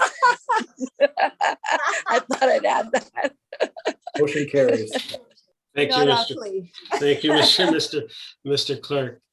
Next, 9.3, open private space and private parkland designation. This is Councillor Gilliland. Did you want to move as is? Yes, please. Thank you. Someone like to second that? Councillor Gaertner, thank you. Councillor Gilliland, floor is yours. Thank you very much. Well, I mean, I think this motion really does speak for itself. Essentially, it's time to update our mapping. 23% of our land has not been reassessed since 2010. That's 120 acres, and I think it's important. And I think it's important we make sure that we have the right corridors and features protected that form our natural key heritage system. More than ever, our natural key heritage system is becoming more and more sparse. Climate change is happening. We all are familiar with that. And boy, oh boy, wetlands, they're considered the golden nugget to helping protect flooding and the mitigation in that process. And if there's envelopes out there that we haven't really identified properly or is not up to date, well, this is the perfect time. This is the perfect time while we're doing the official plan review to review the mapping that we have going on right now and determine which properties we should consider redesignation to an appropriate environmental land use site designation. Mr. Waters, I'm not so sure if you want to chime in here, but I do feel that there is a benefit to doing this now. And, you know, I think it is time since it's been since 2010. Is there a question for Mr. Waters? Well, I just wanted to know if you want to chime in about the timing of this and how it's a good timing to kind of move this forward. I know we had some conversations and so, you know, doing this now would be very beneficial while we're doing the official plan. Mr. Waters? Through you, Mr. Mayor, Councillor Gilliland is correct. I mean, this is the most opportune time to undertake an update of our mapping of our natural heritage system in the official plan. You know, it was produced probably more than 10 years ago, and it's time to update it and make sure we capture all of the features that are part of the NHS in the town.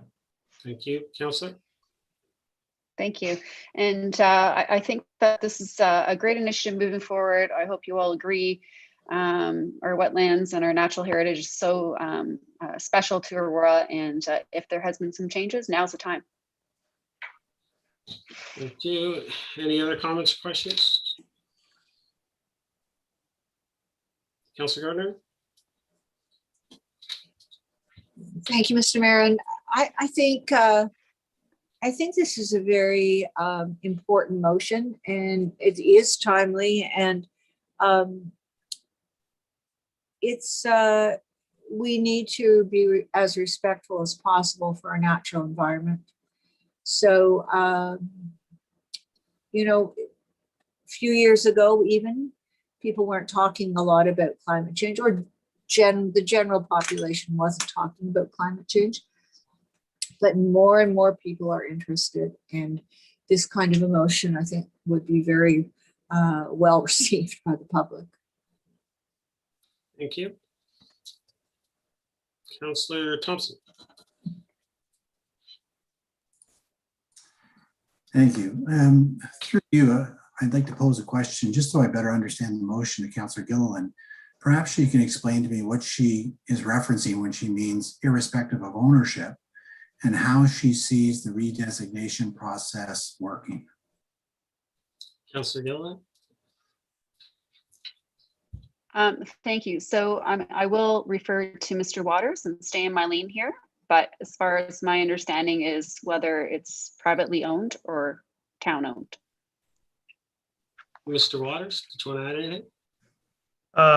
Thank you, Mr. Mayor, through you. Natural heritage really, is consists of both private and public ownership lands.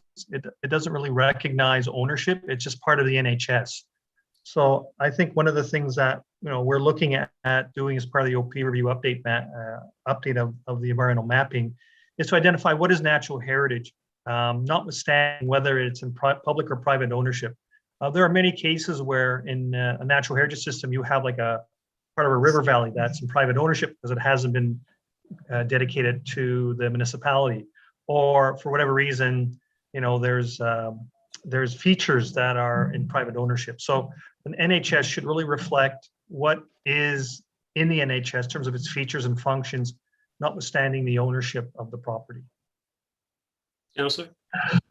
Thank you, and I guess I'll ask my question to you rather than Councillor Gilliland then. So then, if this land is currently held in private hands, through you, Mayor, to Mr. Waters, if this land is held in private hands, how then would it be redesignated? Because I want to make sure that we, while supportive and looking at the community benefit, we also take into account property rights of the owners. Mr. Waters? Redesignation process, would it go through a public planning process for each and every property that comes before us, or how do you see redesignating it to an appropriate environmental land use designation as laid out in this motion? Mr. Waters? Through you, Mr. Mayor. There's really, it's kind of a two-step process. First of all, there's at the high level, there's the official plan mapping. And then step down from that, you have the zoning bylaw, which entrench your development rights and property rights. So what we're looking here initially is to identify at a high level in the official plan, what is natural heritage? What are the features and functions within natural heritage that we need to identify and designate? And in terms of the town's environmental land use designations, I mean, you have 4 or 5 distinct designations, such as significant forest, environmental protection, hydraulic function area, water body and water course, and wetland. So, the intent here is to make sure we capture all those features within the mapping. Where there's a change being proposed in terms of increasing the NHS, we would make note of who the property owner is, and we would essentially advise them of this change.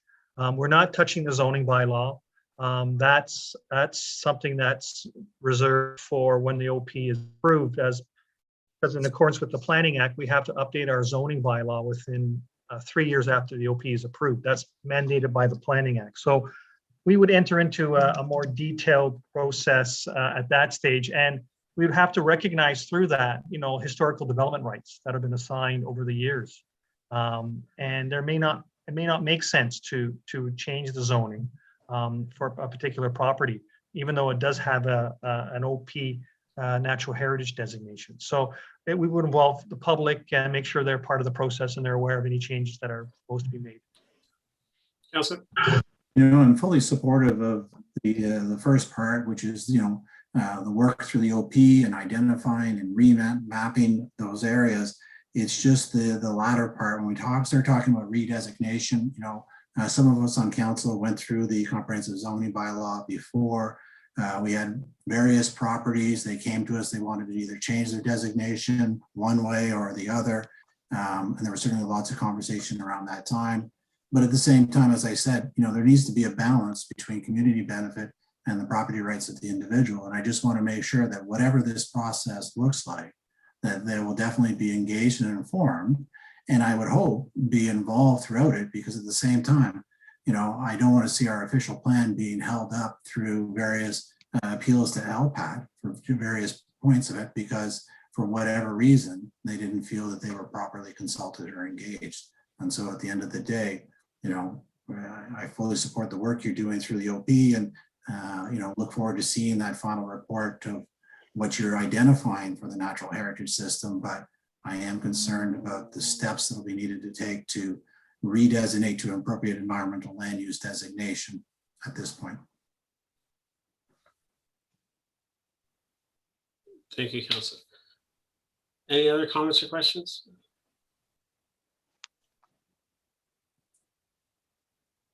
Councillor Kim?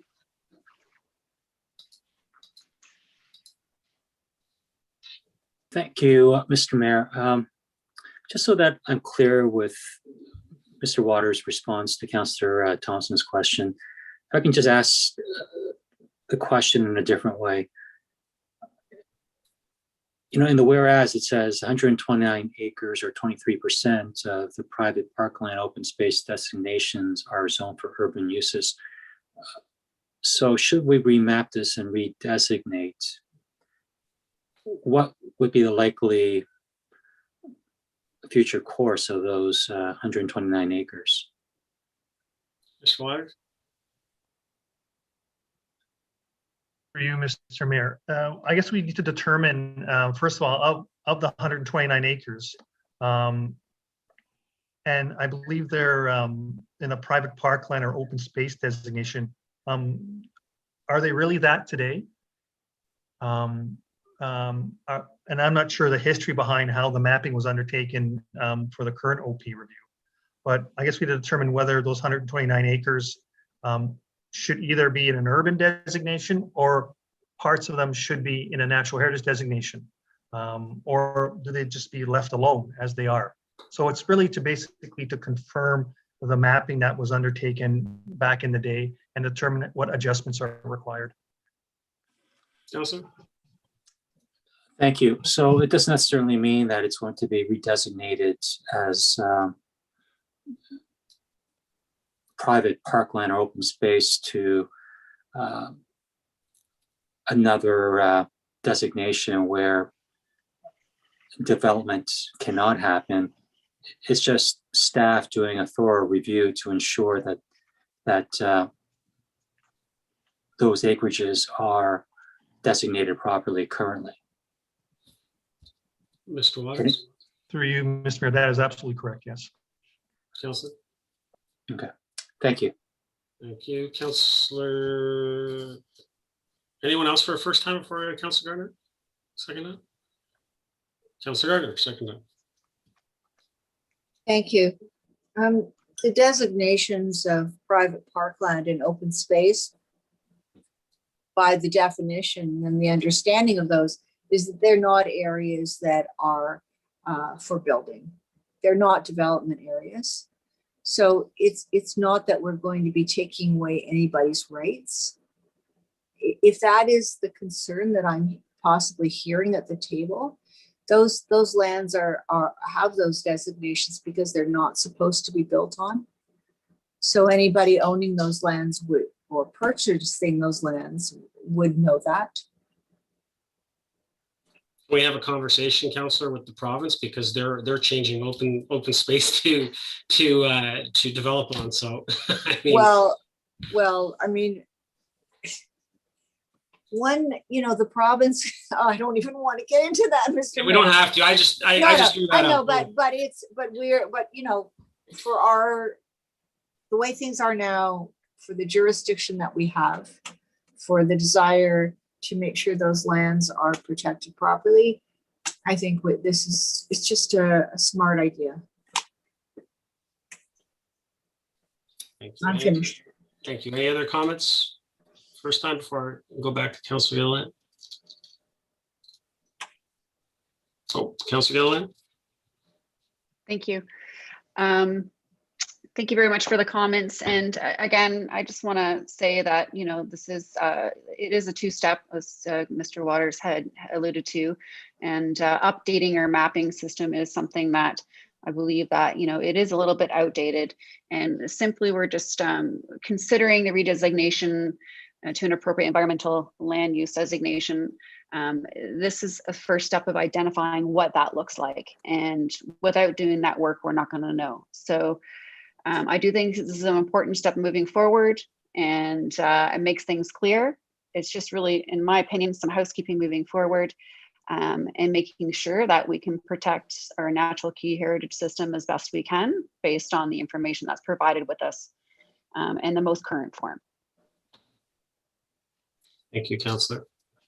Before I call the vote, you know, similar, I think we look at protecting all of our assets, whether it's from employment, whether it's heritage and the environment. You know, but I think we need to go through an extensive process. So if any areas are identified, I hope that we do go through an extensive process, public consultation. We talked about dealing and listening to the public and hearing what they have to say. So I'm fully expecting that anything that comes forward with the possibility of being redesignated, that we will have a full extensive public consultation process. I think that's the most important thing when you're looking at this. When we look at what we went through with conversions from an employment land perspective, all the way from the region to the local level, that was a very extensive process. It's still not 100% complete. They're just finishing it up right now, and that took many years. So this is always something to do and look at. And I think that sometimes when you look at some of these, you know, I know from an employment area, you always have certain examples that you have in mind and why it's come forward. And so I'm just wondering, I don't know if maybe Mr. Waters, maybe Councillor Gilliland, is there any example maybe that kind of brought this to light that we need to look at this? Is there a specific location that maybe that kind of popped in your mind? Thank you. Well, I mean, there are locations within Aurora that I think have changed over time, but the reality is that, you know, as we're trying to protect our green belt and the Oak Ridge Moraine, it's no secret that, you know, the way our natural key heritage system is becoming more sparse. So this is really just a good way to move forward to identify that 23% and update the mapping system so we can avoid any confusion as to the nature of the designation and identifying that natural key heritage. Again, as I was saying, you know, maybe there were some things that weren't identified properly, and we need to look at that and make consideration. Absolutely, public consultation needs to happen, but this is the first step in identifying what that mapping looks like. Thank you. Any other comments or questions? Clerk? Thank you, Mr. Mayor. Record vote for motion 9.3 in this evening's agenda. Councillor Gaertner, how do you vote? I vote yes. Thank you, Mayor Mrakas. Yes. Councillor Kim. Yes. Councillor Humphreys. Yes. Councillor Gilliland. Yes. Councillor Gallo. Yes. And Councillor Thompson. Yes. Motion carries. Thank you, Mr. Clerk. So, Council, I believe the next 1, 2, 3, 4, actually, yeah, 4 are from me, so I'll pass the chair to Councillor Kim.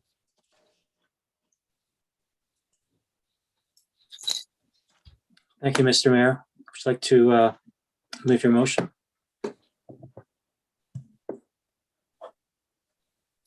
Yes, Mr. Chair, I'll move that it's the town-wide Wi-Fi access. I'll move as is. Okay, you have a seconder? I'll second that. Great, thanks, Councillor Humphreys. Mr. Mayor? Thanks, Mr. Chair. And so, you know, I think that with the pandemic, I think, you know, I think this has brought this to light. I think we've seen a lot of residents where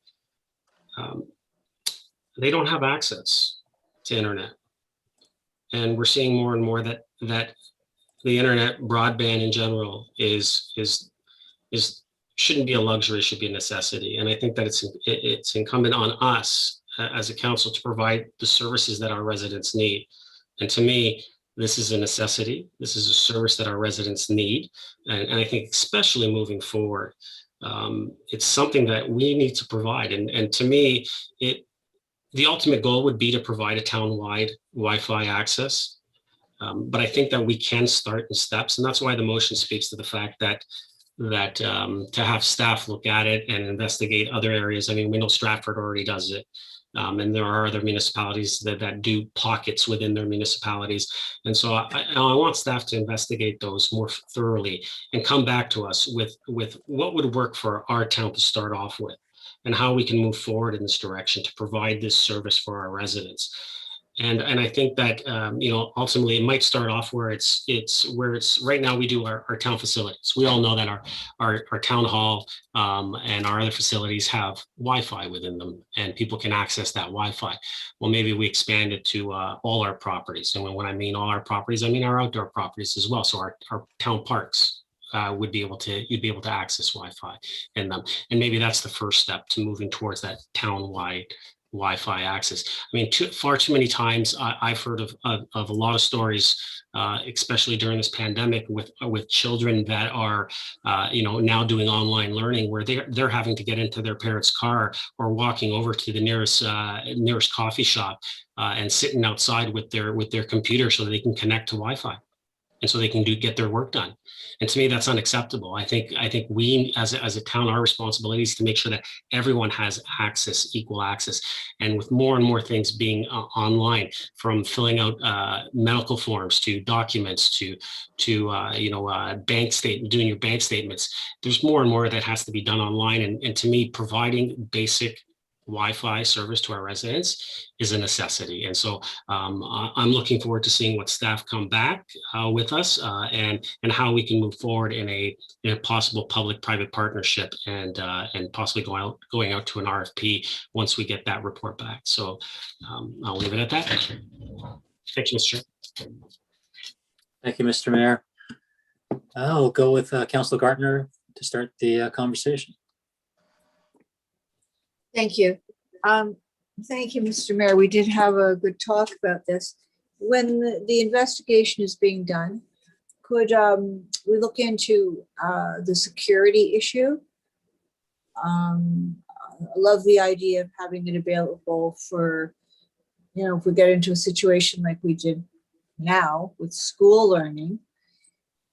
But I don't know about banking, etc. I'd like to know what the security implications are and whether we would have any liability. Thanks. Was that a question directed at anyone, Councillor Gaertner? Or that was an ask for when the investigation is done. Thank you. Okay. Thank you, Councillor Gaertner. I believe Councillor Gilliland was next.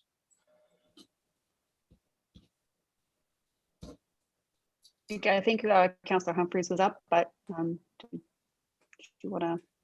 I can go. I got questions.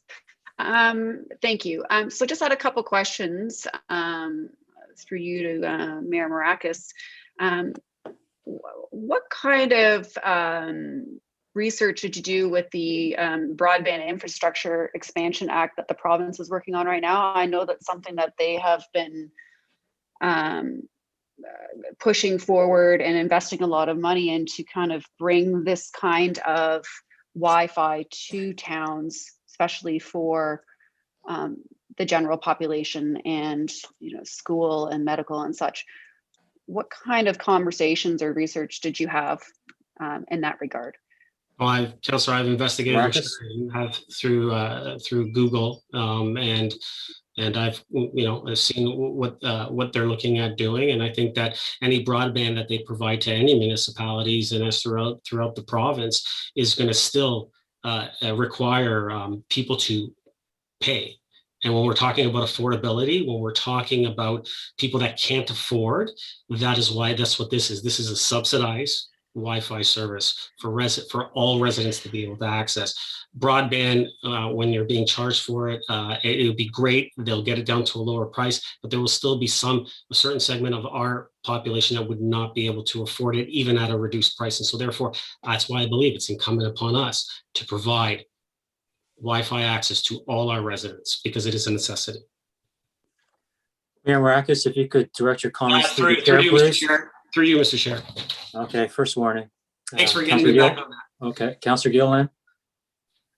Thank you. And I guess just a follow up. So what I'm hearing is you're saying that the province's plan is really to subsidize. I thought perhaps they were trying to bring broadband cellular to underserved communities to allow them to utilize it that didn't have the funds associated. So I just don't want to be doing double duty if the province is already moving forward and investing in something as soon as I think there was an announcement in April actually, or in March of this year about this legislation. And, maybe, perhaps there's some initiatives and funding from that we can kind of, I guess, piggyback on, just like we did with the previous action plan that we did with the IT upgrades. So I'm just trying to understand what we're trying to get out of that now. If we're going to have the province already producing some of that, should we not wait and see what that plan brings forward for our town, as opposed to kind of, I guess, putting the cart before the horse and not really understanding what's available to us as a municipality top down? And if you can just clarify what you mean by subsidized and free, or saying, is that what you're saying, that the province is a subsidy? It's not a free Wi-Fi. Is that what you're saying? Mayor Mrakas. Through you, Mr. Chair. No, I said that we would be providing subsidized. If anyone reads the report and what the legislation and what the province is trying to achieve, they're mostly trying to achieve broadband into more rural communities that don't have access to it. More urban areas have access to it, but by providing better access right across the board, it will lower the prices. Hopefully, they're not going to be subsidizing it.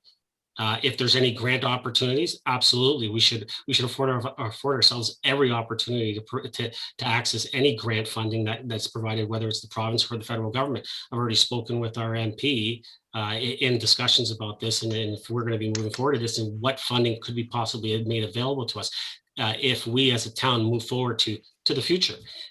This is something that would put us far ahead. As far as moving towards becoming a smart town, and it's something that would allow. So we already have broadband. So the province's initiatives of getting more access for broadband is more towards those rural economies, as I mentioned. My colleague Mayor Thompson in Gilliland speaks many times about this, and it's a big issue in Gilliland because they have very rural areas that don't have too much access to broadband. And so it's a totally different issue from what the province is trying to achieve. What I'm asking here today is for us to provide free Wi-Fi service. And when I say free, and everyone knows I hate the word free, so it's actually subsidized Wi-Fi service to our residents. And it's a service that's a necessity, as AMO has identified. Councillor Gilliland. Thank you. No, I get what you're saying. So I mean, I look at the smart cities, say, for example, in Mississauga, and from what I understand, there's a lot of different components. So they have their town assets and capital areas and parks, which we currently have now. So town park and our buildings. And then they also have their dog waste program, which is part of the smart city for some reason as well. And then they have like their public server network. So I think that is kind of where you're going, the public service network. And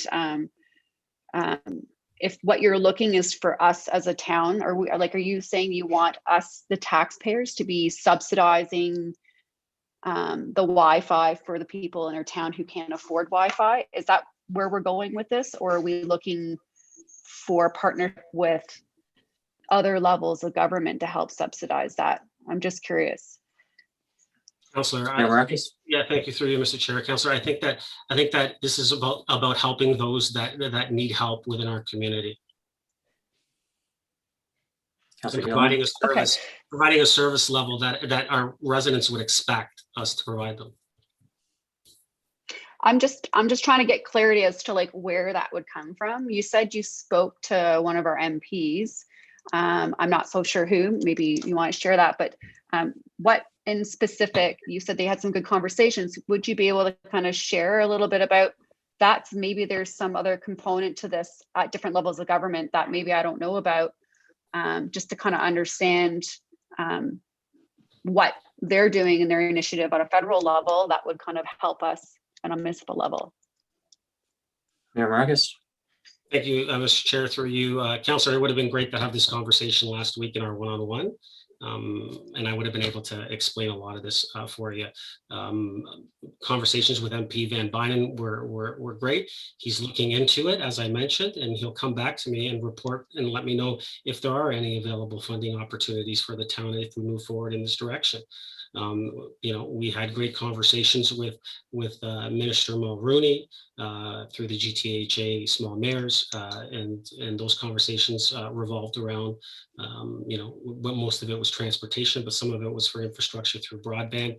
We also had conversations with the Prime Minister about it as well. And so we're always looking for opportunities. How do we move forward in a progressive way and create our town the most livable, workable place to live in all of Ontario? And that's what this will do. This will put us on a map as far as moving forward. Being a smart town is more than just providing some certain services. It's about providing electronic methods, having sensors to collect data, insights that we can gain through data use management and manage assets. We can look at all those opportunities through developing smart pavement. Residents will be able to know what parking spots are available, when they're available, when they're taken up, all sorts of things. And through from an even on the regional level, we can look at how we address traffic stoplights and everything throughout our town. And when they move forward, green, yellow, red. All these things can be achieved as we move forward to becoming closer to a smart town. And we can do that by providing Wi-Fi services right across our town. And I think that's where we need to go. And I think by having staff investigate that and coming up with the conclusions to put in front of us for us to make a decision as a council on how we can move forward to better provide services for our residents, I think is something that our residents would applaud and actually would ask for. Thanks. Thank you. Through you, Mr. Chair, to Mayor Mrakas. And I'm just trying to understand what stage we're in. I just know that there's been some conversations, like I was saying, in March and as early as April. Has there been any conversations with the region of York in regards to the ICON funding that's been released or in talks? Mr. Chair, thank you. Through you, Councillor, I have to get back to you. I don't sit on York Net, so I can have conversations with my colleagues in York Net and get some more information for you, and I can get back to you on that. No, perfect. Thank you. Thank you, Councillor Gilliland. Councillor Humphries. Thank you, Mr. Chair. Through you to Mayor Mrakas. First of all, I'm really excited about this idea, and I understand the concept. It's certainly, we have broadband and fiber throughout the town. Having this is so exciting because right now I believe we've got Wi-Fi, you know, bring your own device in all our buildings, but each of our buildings have their own set of devices, I guess Wi-Fi services. You know, the library, the cultural center, our areas, and to provide Wi-Fi for everyone is something incredibly special, spectacular, and the analytics that we can gain from this would be unbelievable. Artificial intelligence that can help us get where we need to go and predict what our community needs is very important. So I think what we need to do is take a look at this, looking forward to the information we get back. But one of the biggest things are, if you know that you're even, you know, myself, I have I'm a subscriber, but I'm driving, or I'm not driving, I'm walking or going to a building, you know, I'll automatically hook up to Wi-Fi. It saves on my cellular plan. So I think everyone could benefit, those that cannot afford it, those that can afford a good, you know, plan, and those that they're fine. But I think all of us are trying to save a little bit on what we've got currently in terms of our plans.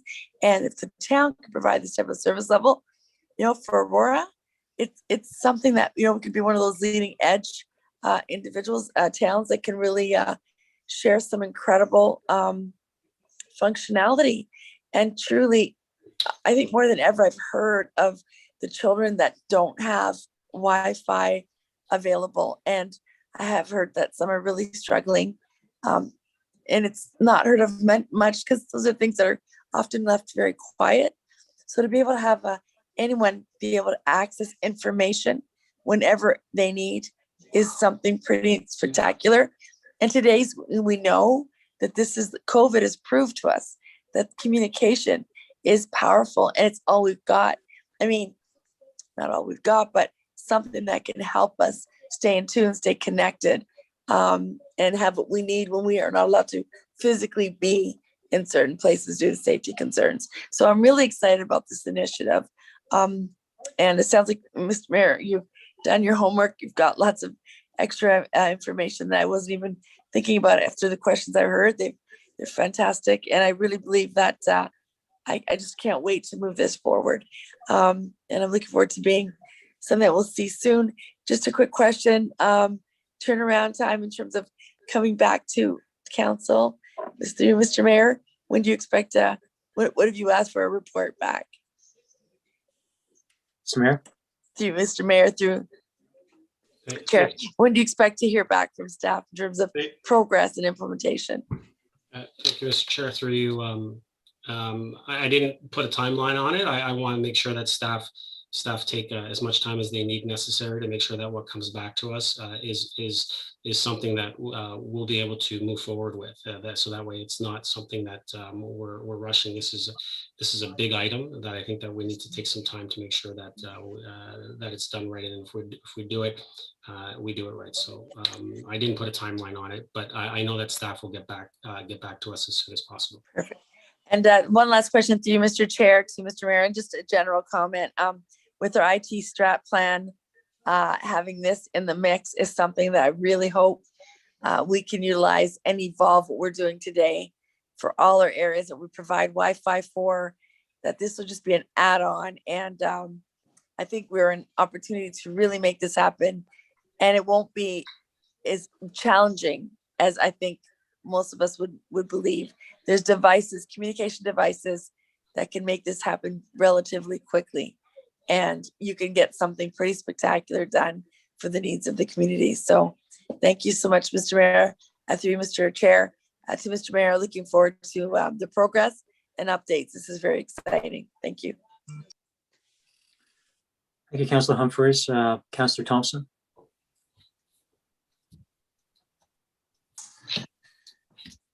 Thank you, Deputy Mayor Kim. Certainly, I mean, the motion before us just asked for a report back to provide us with additional information as well as existing models. And there are other ones out there. There's certainly numerous municipalities in the United States, as well as some in Canada that provide this service. I even believe I read recently that the City of Toronto is looking at building their own municipal network. If I remember correctly, they had talked about it in the sense that, it's an issue in Toronto that, some low-income families, they can't afford necessarily internet. And so sometimes they go without other essentials so they can have internet. And so that was one of the reasons why the City of Toronto wanted to pursue this and put it out there so that everybody could have affordable internet. It may not be at lightning fast speeds, but at least they would have access. I think that the last year has shown us that Wi-Fi access is an essential service. More and more people are getting their news from the Wi-Fi, from the internet than television, and the numbers continue to climb that way. More and more people, they work from home, or at least they need that access to be able to do that. And so I think it's a worthwhile project to pursue and get the information.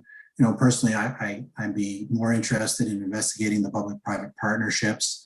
There are instances where Rogers and Bell and other telecommunication providers have worked with regions or municipalities to try and address it. Granted, just like the province is trying to do, it typically is more geared towards those underserviced areas that don't have the infrastructure to provide anything. I know there are, remote communities or northern communities where, they have a real struggle to get, Wi-Fi at certain speeds and levels that, here we take for granted and we are accustomed to. And so I look forward to the report. I look forward to the information with regards to the existing models that are out there that we can look at and consider, and also specifically around the public-private partnerships, because I do think that it's an essential service and there are those that need it, that can't necessarily afford it or have access to it. And so we should be pursuing and looking at this. So I support the motion. Thank you. Councillor Gallo. Thank you. And, I'm also prepared to support this at this time, but there are a lot of questions that I would need to have answered before I would support it as a program, as all of us. And some of them revolve around, I want to see facts and statistics, and because if we're trying to solve a problem, I want to make sure we're solving a problem that exists, and to what degree. I'm not debating whether it exists, to what degree does it exist in terms of people not being able to afford Wi-Fi, and if this is the best solution in order to solve that problem. There's no question that today's day and age, it's a necessity, but I need to understand the issue and whether or not this is the best way to solve that issue. Also, it raises the question of what does a typical resident do if this is implemented with their own home Wi-Fi? Do we do this and which means everybody cancels their Wi-Fi in home and logs on to the town? I don't think we have answers to that, but I'm happy, I'm looking forward to seeing what comes out of it and what other municipalities are doing. But there's a lot of questions that need to be answered before we can even move forward, and I'm sure we'll get those answers and have a long and fruitful debate. Thank you, Councillor Gallo. I'd be in support of the motion. I'd be interested to know what options are available out there. In terms of a price structure, depending on the type of partnership, and the pricing can be vast, but those options will be made known to us after the investigation's over. So I look forward to that. I think whenever we talk about Wi-Fi, it's the first thing that comes to mind are to service low income or underserved populations of our municipality or in other municipalities. But but that's just not the only benefits of Wi-Fi. But certainly, in this day and age of this pandemic, where people use and need internet, not only for education but also for medical reasons, to talk to one's family doctor. So the internet has become, very sensitive in terms of, a much needed, integral service. I think one of the huge benefits of being one of the smart communities, because smart cities, smart municipalities is where every municipality is going. The benefit to us as a corporation would be you're looking at smart services, and that would include fleet services, asset management. You're looking at splash screens that promote local businesses. We talked about trying to gain feedback and getting more residents engaged. Certainly with Wi-Fi services, that really helps us in that public engagement area. And not only that, there's huge revenue generating opportunities and data collection opportunities. When you think about splash screen, you can have various businesses advertising on those splash screens, and they'll pay revenue to the town. You're looking at exclusive rights to locations where Wi-Fi hotspots are located, and those can be sold. Wi-Fi zoning analytics. You have data on user traffic. We're talking about how many people use our public library, our cultural center, who attends our dances in the park. Those are aggregate data and valuable information that we can collect when we have public Wi-Fi. And in terms of the cost, it all depends on the type of spectrum and the broadband width. Certainly, if we have public Wi-Fi, it doesn't mean that someone's going to be streaming Netflix using public Wi-Fi. It's normally, from my research, it's you only allow enough to surf the internet, do your homework, email.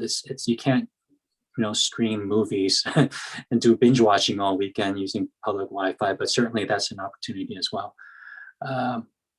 But there are a lot of municipalities in the eastern townships of Ontario that successfully have migrated to this or in transition to this, and they seem to have had some success. So I think there's I think it's not just a two-dimensional opportunity, but there's, it's a 3D opportunity, and we have to look at it in all aspects. And in terms of our branding, we always talked about in the past about the branding of Aurora.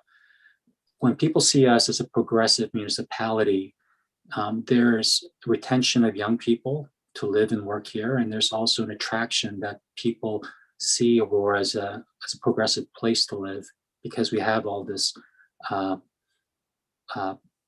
internet and we're progressive thinking. So for all these reasons, I will be in support of it, and I'll look forward to what staff will come back with.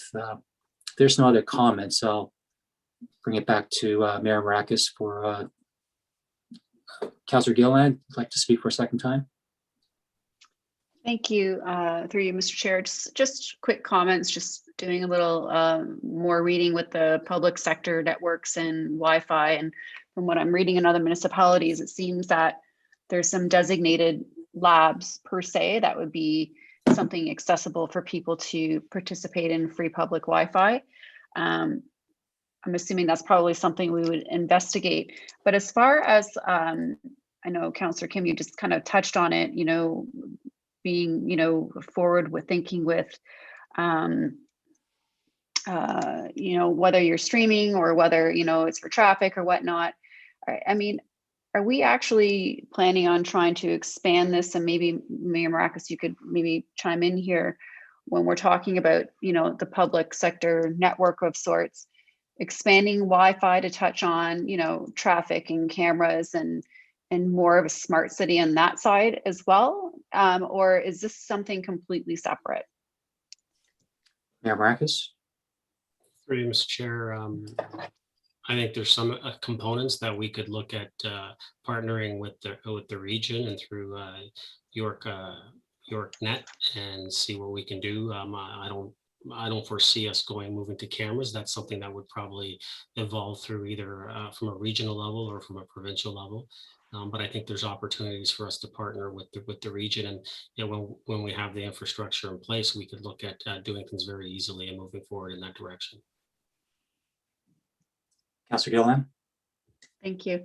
And I'm just asking these questions because this is all new, and I see some towns are doing it at different levels, and it seems to me, like I'm just learning about this, seems to me that it's kind of almost like the LEADS program. There's all these boxes you can check to say that you're in the LEADS program. So there's 20 things and you check 5, you can say you've kind of qualified for the LEADS. So it's kind of where we choose to be that smart city and where it would kind of work with Aurora. And that's kind of where I think that we're trying to figure out. So, I'm good with trying to investigate what models would be. I don't know what that would look like. But when it comes to, I think Councillor Gaertner had kind of touched on this with security and obviously, public open networks and whether or not there's a risk there. And obviously that could be very concerning to some people, the public. So that would be something, hopefully, if this passes tonight, that staff, when they are reporting back, that is something to take seriously. As in Toronto, Google did back out of their plan to move forward with the smart city, just kind of based on some of that innuendo.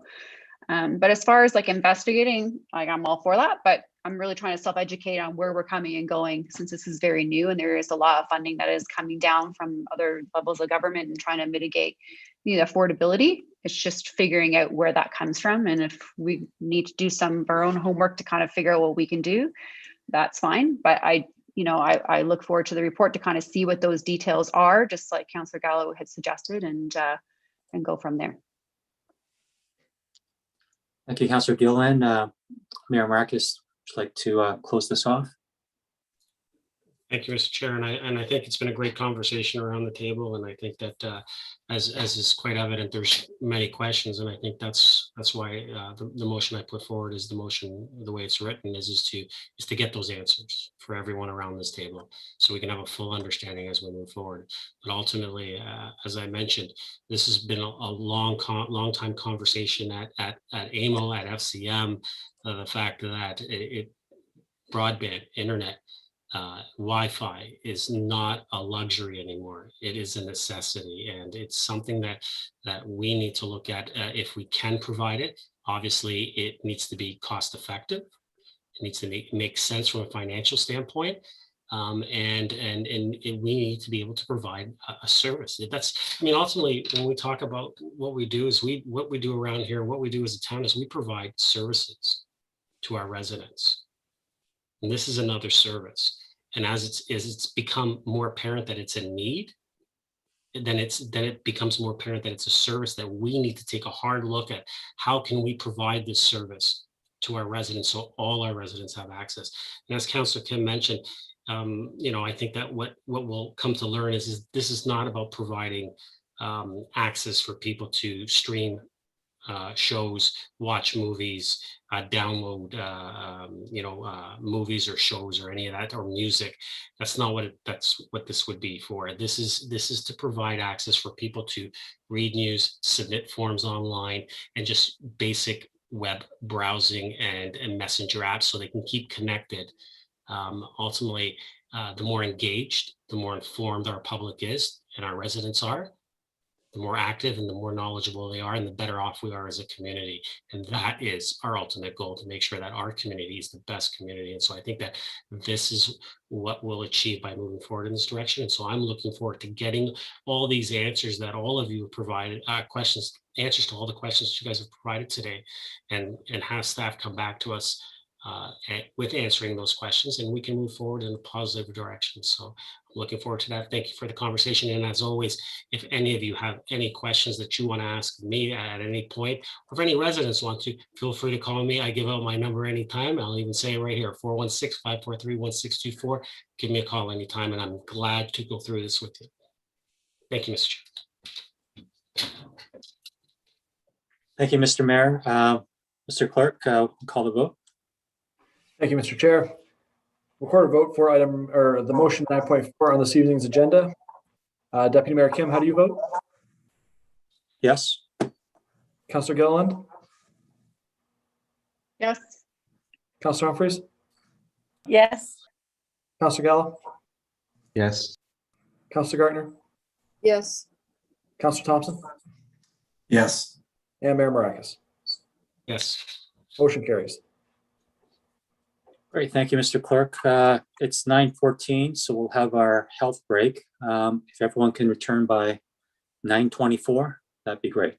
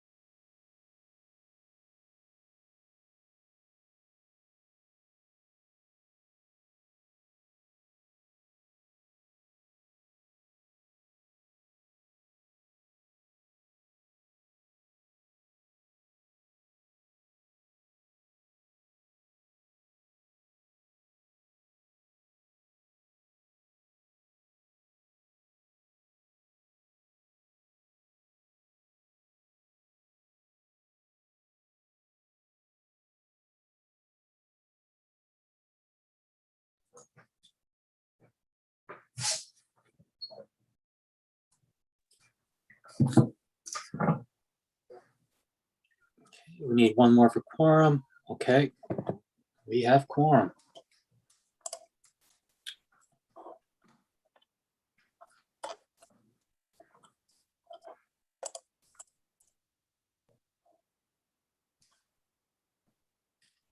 Okay, we'll begin. Ms. Mayor, do you want to table 9.5, your next motion, review of proclamations policy?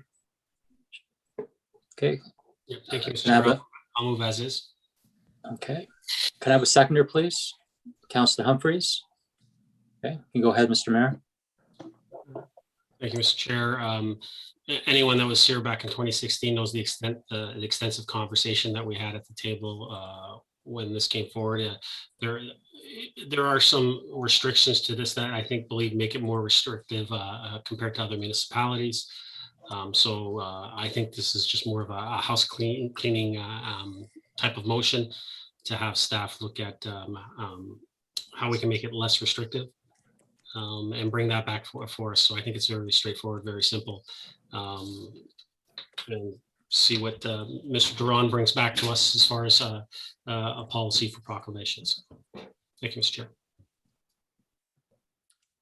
Thank you. Any comments or questions? Councillor Gallo? Thank you. Some of us were not here during that time, so I'm not sure what the issue is with the current proclamation bylaw. Mr. Mayor, would you like to specify what you were alluding to? It's restrictive, through you, Mr. Chair. It's restrictive in quite a few aspects when it speaks to religion, when it speaks to heritage, when it speaks to a lot of different types of proclamations that can be put forward. And so I just think it's time after 5 years as well that as we do with most policies or most updates, they should be updated maybe about every five years and up. So I think this is time for us to look at it, see what other municipalities are doing as far as proclamations, and seeing if there are any changes that we need to be made. At the end of the day, we might not make any changes, but I think it's incumbent upon ourselves to take a look and see if there are any possibilities for us to make some improvements, just as we are with some of the other motions that we looked at earlier, whether it's construction, noise, debris, bylaws. We always need to look at making sure that we have the best policy moving forward. Councillor Gallo? I guess I don't have a problem with looking at it. I'm still unclear as to what the issue with this one is, but I guess that will be brought forward. Thank you, Councillor Gallo. Anyone else, comments or questions? Excuse me, Councillor Kim. I can't start my video. It says the mayor has disabled it. Mr. Mayor? I haven't done anything. Or, okay. Or staff, whoever has control over video, can you help? Oh, there you go. I can see you Okay, now. thanks. Whatever happened, thank you very much. Okay. Councillor Gilliland.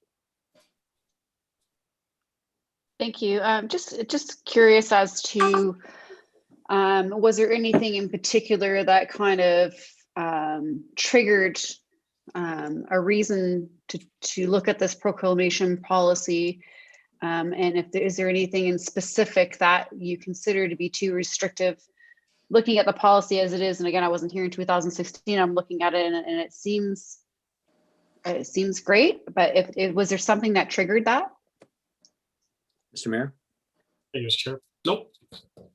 Just thought it's time to revisit it.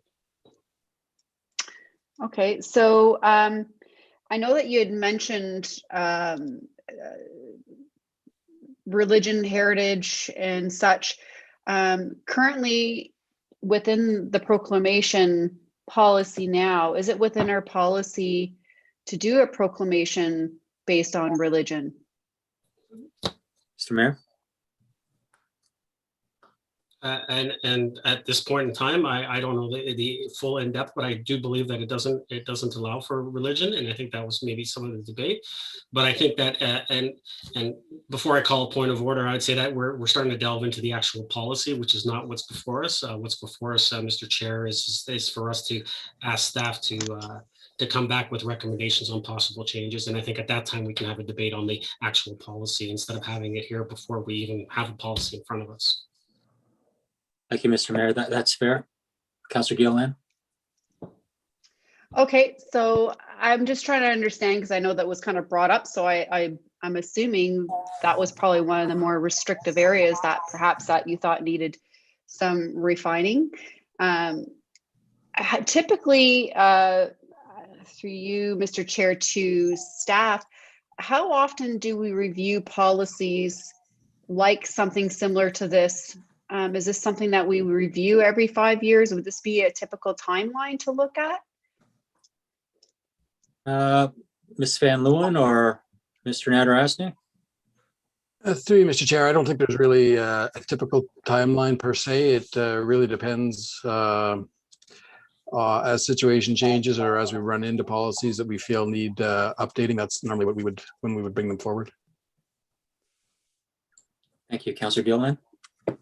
Thank you. And as far as the proclamation policy now, and I understand going through the clerk is the current procedure as far as submitting a policy. Is that correct? I'm just leading somewhere, but I just want to know if Mr.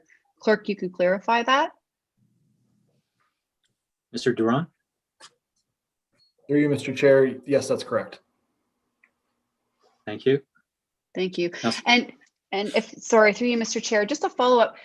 Do we currently include culture as part of something that we can proclaim? Is that something that's current? Mr. Duran. Through you, Mr. Chair, it's a bit of a gray area in the policy. One of them is we will not issue requests pertaining to national independence or republic days. It's probably the closest that it comes to culture or prohibiting it. So it's gray area in terms of whether that would be allowed, and that might be something we look to define better. Councillor Gilliland. Thank you. And if culture is something that we're trying to proclaim, and I'm certainly one for definitely celebrating cultures and causes and such. But when it comes to, specific things we have in place in the policy right now, I think that they're there for a good reason. Municipal government and proclaiming religion might not be a place for municipalities to, proclaim. I'm not so sure that's something that other federal levels of governments do. I love the fact that we celebrate cultures, and I am certainly more for everything when it comes to you do you. Like that's fantastic.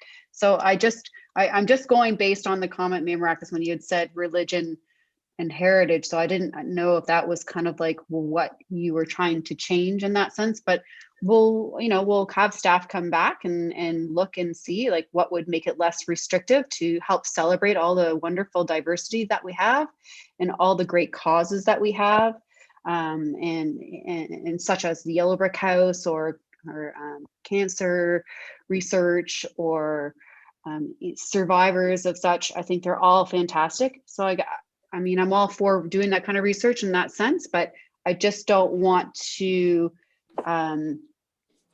create, any more work than is necessary, because I don't see what's currently in that policy now that seems unambiguous. Unless it's culture related, I want to have as much diversity as possible reflected. So if Mr. Clerk, that's what you're saying is too gray, I'm happy to kind of explore that option and see what you can come back with. Thank you. Anyone else have comments or questions? Okay. Councillor Gallo. I think if we're giving suggestions on terms of what we should look at, I think, we should have a discussion about religion and religious organizations. I know, Mr. Mayor, you have issued a proclamation. I mean, it's probably an error, it's contrary to this, but I don't have an issue with having that discussion, and if that needs to be changed, then we should focus in on that. Or others that people have an opinion on that maybe are too restrictive, that we should take a look at. Thank you, Councillor Gallo. So if there are no further comments or questions, I'll call the vote. Mr. Clerk? Thank you, Mr. Chair. Record vote for motion 9.5 on this evening's agenda. Councillor Gilliland, how do you vote? Yes. Mayor Mrakas? Yes. Councillor Thompson? Yes. Councillor Humphreys? Yes. Councillor Kim? Yes. Councillor Gaertner? Yes. And Councillor Gallo. Yes. Motion carries. Thank you, Mr. Clerk. We'll move on to item 9.6, Beaver Dam removal. Mr. Mayor, would you like to move that, please? Move as is, Mr. Chair. Okay, can I have a seconder, please? Sorry, the photos are gone on my screen. Did anyone second? I'll second. I did. Okay. Councillor Thompson? Go ahead, Mr. Mayor. Thank you, Mr. Chair. I think this is pretty much straightforward. I mean, we all know what's been happening when it comes to beaver mitigation in the town. We had a conversation with Lake Simcoe Region Conservation Authority. There was some confusion, I believe, in some of their statements. While they might not necessarily, they like to say that we don't need their approval, but we do still need to let anyone know, whether it's the authority or whether it's the MOE, on what we're doing in these areas. We can't just go about and do whatever we want, and that's a fact. But the good news is that through that conversation, the Conservation Authority is going to be sitting down with our staff and with the town and working towards finding long-term solutions for this issue. So to me, I think this comes to a very simple point. What we're doing right now is that we're directing staff to discontinue any return to trapping. And while we've discontinued it, that if it's necessary, that we implement dam removal, and during that time that we work with the Conservation Authority to look at how we can explore alternative water level management controls to ensure that it is in compliance with the ECA, because ultimately, if it's not in compliance with the ECA, it won't be allowed, whether it's the MOE or whether it's the Conservation Authority. So we need to make sure that it's done properly, that there's safeguards in place that not only protect our infrastructure, but do it in a way that we can ensure the safety of, as well as our residents and of the beaver. I mean, I think ultimately we've had those conversations, and I think no one wants to see the beavers get trapped. But further to that, I think that we need to have a conversation as well about expertise. Not only did I speak with the Conservation Authority, I've also spoken to a few experts, whether it's some from York University or some other professors as well. They've stated too that when it comes to the Ministry of Natural Resources and their philosophy as far as that beavers cannot be trapped and transported, and they say that it's not feasible. You cannot do that. It shouldn't be done. A lot of people are saying that philosophy is outdated, and that needs to be revisited and looked at. And so I think that this is part of some of the work that staff need to do through the Conservation Authority, working with them in partnership, and how we can get to a place that we can ensure that our infrastructure remains safe, while we have a proper mitigation strategy. The other thing I'll add is that this is bigger than just Aurora. This is right across the region, especially in the Northern Six. And I can tell you that this is gonna put us in once again in a leadership position where we're going to be leading the way. Lake Simcoe Conservation Authority, they're going to be developing through this conversation, they're going to be developing a technical guidance document addressing beaver management and municipal stormwater infrastructure within Lake Simcoe watershed municipalities. So this has started something that we can look at how we can change how beaver mitigation is done right across Northern Six. And so once again, we're taking a leadership position. I know that my colleagues, the mayors right across the Northern Six, have had conversations with me. They're waiting to see what comes out of this. And so how they can move forward as well. And so this is going to change as far as from a beaver mitigation strategy perspective. It's going to change the landscape right across Northern Six, how we do it. So hopefully we make changes that are in a positive way, look at making sure that our wildlife remains safe while our infrastructure remains safe as well. And so I was happy to put this forward. And I also wanted to thank the residents for bringing this to our attention and for working so hard to bring us, I know each and every one of us, a lot of information along the way. And I'm looking forward to seeing the work that our staff does with Lake Simcoe and for that technical guidance document that they'll be developing for a long-term strategy. And I'll remind everyone, this is a short-term strategy. This is not a long-term strategy. The long-term strategy is something that our staff, Conservation Authority, MOE need to work on to come up with so we can do this right. Thank you, Mr. Chair. Thank you, Mr. Mayor. Councillor Gaertner, I see you have your hand up. Would you like to start it off? Thank you. Thank you, Mr. Mayor. And yes, there has been some confusion about the involvement of the Conservation Authority and the board in this issue, solving this issue. The conservation authorities are involved in ponds in regulated or hazard areas. This is not one of those. So generally, this is under municipal jurisdiction, which is under the province's regulation.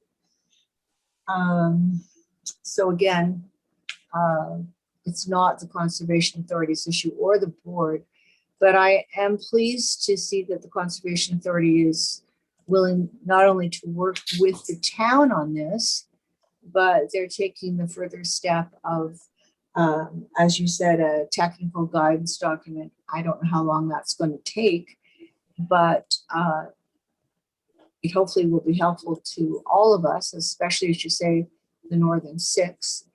And it's not just the pond at St. John's and Bayview area. As you said, this is a general problem with our ponds. But we do have to realize that the reason the province is involved in this is because there are very strict technical parameters that are required in order to do what the ponds are supposed to do, which is protect people and property and infrastructure. So they serve a very important function, i.e. flood control. So no, it's not an easy fix, and this is a start. But I would like to thank Elaine Evans. She's been the driving force in this issue. And with council's permission, I would like to make a small amendment. It's implied in the motion, but it doesn't say this. So after the part that says water level management controls in the second paragraph, I'd like to include including but not limited to a water flow device expert.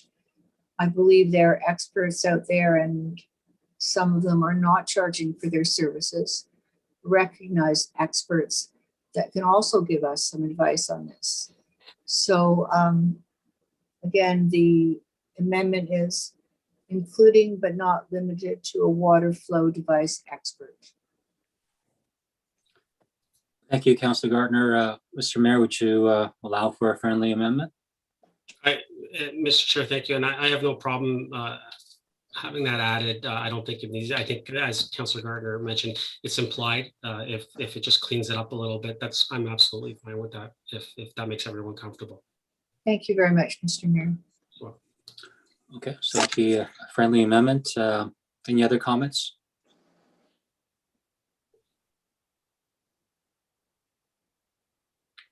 Councillor Gilliland? Thank you. I'm glad to see that this motion has been brought forward. I know I drafted something as well. I think it's great that we are being a little bit proactive and different. But I am also happy to hear that Mr. Mayor had said that this is a short-term strategy, because we really don't know what the result of this will look like. There are other examples of other municipalities in North America where they have taken different measures, maybe not the same one, but the consequences might be different. And so I'm really interested to see what this outcome is. I really want it to be a positive one. So let's see what staff comes back with, and hopefully an alternative method will work, and work from there. This just kind of moves that needle forward and kind of, I guess, forces the hand to say, no, we got to do something different and let's try this. And so I really appreciate that. And I do like the amendment, Councillor Gaertner. I think that's great. And I look forward to seeing what pros come out of this. Thanks. Thanks, Councillor Gilliland. I'd be in support of the motion as well. In any and all situations, if at all possible, I believe they need to preserve life.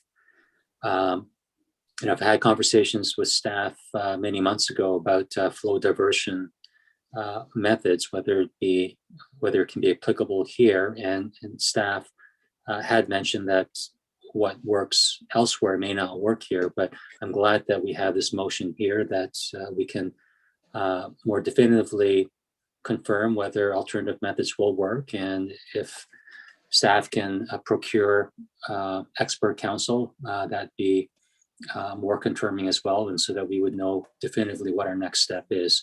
And hopefully it will be about preservation of life, and we can do this expeditiously, and it'll be a long-term solution, but I'll wait for the report to come back to see what our options are. Any other comments or questions?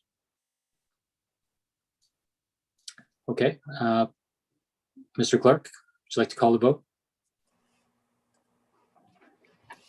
Thank you, Mr. Chair. Recorded vote for the motion 9.6, including the friendly amendment discussed at council this evening. Councillor Gallo, how do you vote? Yes. Councillor Kim? Yes. Councillor Thompson? Yes. Councillor Humphreys? Yes. Mayor Mrakas? yes. Councillor Gilliland? Yes. And Councillor Gaertner? Sorry, yes. Thank you very much. Motion carries. Thank you, Mr. Clerk. So we're on our last motion, 9.7. Mr. Mayor? Thank you, Mr. Chair. So actually, Mr. Chair, I'll be withdrawing this motion as far as it's regarding reopening outdoor recreational activities. And at the time when I put this forward, they were still closed. Once it was put forward, I had a conversation with the Premier, and as we all know, there was actually quite a few municipalities that put this forward and were pushing for this, and the province has reopened outdoor activities. So there's really no need for the motion at this time. Great, thank you. Mr. Clerk, procedurally, do we need to do anything? Do you, Mr. Chair? No, you do not. The mayor notifying us of the motion withdraw, we will show that in the minutes. Okay, great, thank you. Then with that, Mr. Mayor, I'll transfer the chairship back to you. Thank you. So we'll move to new business. I just want to start off by saying, just give everyone a quick update on as far as vaccines. York Region is just shy of 70% today. First dose for our adult population. We're at 69.7. So we will be breaking that 70% threshold for first dose, which is pretty exciting news. We're actually ahead of any other region in the province. I actually just got kudos from the Premier himself. He actually called to congratulate the mayors at York Region for doing such a great job and for all of York Regional Council. So we're moving ahead. We're trying to see how we can get everyone reopened as soon as possible. I also did want to mention quickly before I go around the room, as everyone's aware, we do have a pop-up clinic that is being held at the Aurora Community Center on Saturday and Sunday. Great thing about this is that, well, actually it's kind of great, but it's also a little bit disappointing that we don't have more, but we're sold out. 2 days. We're sold out. And this is just for Aurora residents at the time. And so we sold out in 2 days, quite remarkable. I'm right now trying to work with public health as well as the province to see if maybe we can get an extra day for our residents out of this pop-up clinic. So we'll see if that can transpire, but it's exciting the fact that we're sold out on that. So, and also, that's it. I'll go around the room. Councillor Thompson. Through you to Mr. Nadarozny. Doug, back in March, you provided a report to council with regards to in-person meetings, a return to in-person meetings that was really revolved around the color-coded system that was being used at the time. Now that the province has moved away from the color-coded system into that three-phase system, will you be revising that report and bringing it back to council to sort of chart when we and the public can expect the return to in-person meetings? Sale? Through you, Mr. Mayor, yes, we'll have to review that as well as, well, we'll have to review all of our decisions about some of our rec facilities and so on. We're all predicated on the various color-coded levels. And so we had our first meeting this morning as a pandemic recovery working group. And we've noted that we're going to have to basically take that whole color scheme and translate it into the new system. And we'll make sure to include meetings when we do that analysis. Great, thank you very much. Thank you. Councillor Humphries, new business? Yes, just a couple of things really quickly. I want to thank staff for quick reaction. There was some graffiti on the mural that's existing there today. In particular, that the Queen, there was some graffiti placed on her, and it was just the day of the funeral. Felt it was very sensitive. I want to thank Ms. Van Leeuwen and Mr. Rai for quick action on that, extremely quick, having the owner take care of it within days and not as noticeable as it could have been. So I want to thank you very much. I believe you have a new bylaw officer. He was very professional, and that makes all the difference with those types of things in the response. I also want to thank our park staff under Mr. Downey's leadership. The farmers market had some just concerns on some placement of garbage and food and so on, and that was moved very quickly and efficiently. It was not easy because these things are heavy and they're placed in certain places for a reason, but again, it helps with the residents' concerns and the vendors. It just makes for some great response. I just wanted to provide those two tonight, Mr. Mayor, because I felt that again, very quick action, and I think I just want to thank staff in general for the quick feedback and action, particularly during these times where we can't get together face to face like we used to. But it just shows that communication is incredible, and we have to do this in different ways, and it's still working quite well. Thank you to staff. I just wanted to mention that tonight. Thanks. Thank you. Councillor Gallo, new business? No? Councillor Gilliland, new business? Thank you. Yeah, just a couple things. One, yeah, I guess I'll talk about the pop-ups as well. I'm so happy to hear that Aurora has a pop-up. I mean, it's taken a heck of a long time. I do blame that on supply. We haven't necessarily had the supply, and clearly we still need more because we booked up so much. So at least we're taking some steps forwards, and I'm really happy to hear that. But I just wanted to kind of express how grateful I am for that. And I have heard from residents who contact me who are very excited that they have something close by, especially for some of those with transportation limitations. So I look forward to any new information that we find out between now and the next couple of weeks with additional pop-ups.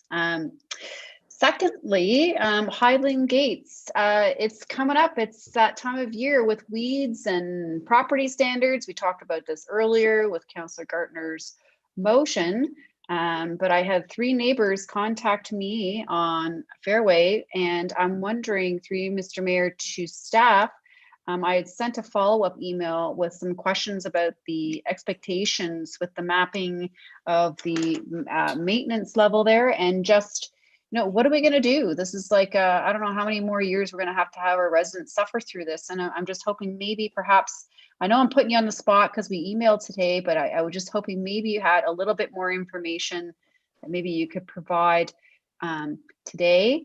And then at least, and also maybe provide some contact information moving forward so we can make sure that we have a record of these issues for the public. Mr. Waters?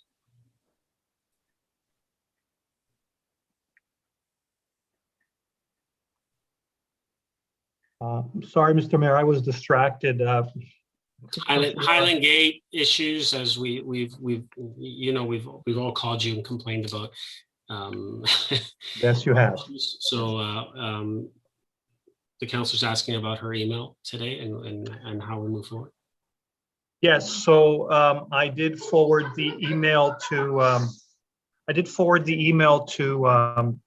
Farrah Ward, who is the engineer leading the project management for Highland Gate. There is a grass cutting schedule for the entire property. I will forward that to Councillor Gilliland. I have received it, and it's a matter of them keeping up in accordance with the schedule, which has weekly cuttings and some cuttings that are a little longer in length. Councillor? Thank you. And the other part, and maybe you didn't hear, was just, I know that there's some unanswered questions, and I'm sure I'll get an email. But aside from that, just for the public, in that area, Mr. Waters, if you have some contact information that perhaps we could kind of provide right now to the public to contact within the developer Geranium Homes, so at least there can be some record of concerns that are emails, that would be great, because I often will get an email that this is the number that's been set up, or this is the email to be set up, and often this communication kind of gets missed. And I was hoping maybe you had that information handy, so at least we can kind of make that public. Mr. Waters, do you have Farrah Ward's contact information? Yes, I do. I have her email, and I do have a phone number. Is the councillor asking for that information? Through you, Mr. Mayor, is the councillor asking for that information now? Councillor? I'm asking for whatever the appropriate information is now that residents could contact on the record for the public to understand, so they know where to direct their concerns. Obviously, I think the town needs to step in when they're not following that. But in the meantime, I think it's good that we're consistent with the messaging, so that contact information is available to the residents as well. So short answer, yes. Mr. Waters? Through Mr. Mayor, just give me a second here. I will just find it right now, and I will give it to you.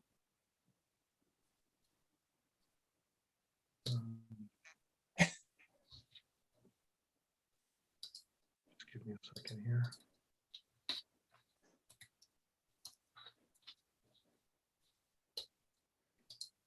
So,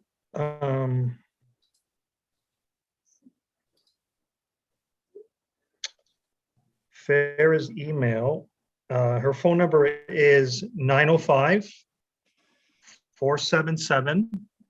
1177 extension 246. And her email is farahw@geranium.com. Perfect. Okay. And that's spelled FARRAHW @geranium.com. Perfect. Thank you, Mr. Waters. I look forward to your email because I know that residents do want to have some sort of resolution, and hopefully with Councillor Gaertner's motion she has, we'll come back with some sort of property standard expectation in these construction zones, because it seems to be a constant complaint where, and unless a resident gets to the point where their back is against a wall and they're absolutely exhausted from having to keep calling and complaining and calling and complaining. And it should not be this complaint driven reaction. And it's been going on way, way too long. And so I look forward to what's coming back, and I look forward to the email that Mr. Waters, you can forward to me, and that cutting schedule. And just for the record, there has been a formal complaint about the level and the height of the weeds back there, and hopefully the town will be issuing some sort of notice. I guess Ms. Van Leeuwen, you can confirm some sort of notice will be sent to the developer on that, or would that be Mr. Waters again? Ms. Van Leeuwen? Through you, Mr. Mayor, we will work with David, and if we need to get involved, we will issue a notice of violation. Councillor? Okay, perfect. Thank you so much. Thank you. Councillor Kim. And then Councillor Gaertner. Councillor Kim, new business? I'm good, thank you. Thank you. Councillor Gaertner, new business? We got an email from a resident this week about bicycles traveling very fast on our trail system. I raised this a while ago. There was an accident in Newmarket, but at that time it wasn't Aurora, so there was nothing we were going to get involved with. But I do walk the trail, and there are, of course, and thankfully, a lot more people out there these days. I even saw a man walking with a cane, and lots of little kids on bikes. So is there anything that we can do to try and prevent an accident from happening? And that would include signage. I'm not sure who to address it to, Mr. Mayor. Mr. Downey? Mr. Downey.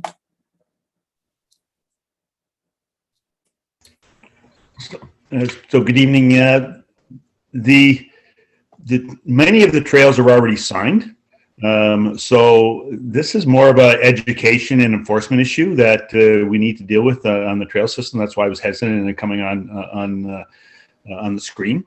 It's so all the trails are signed.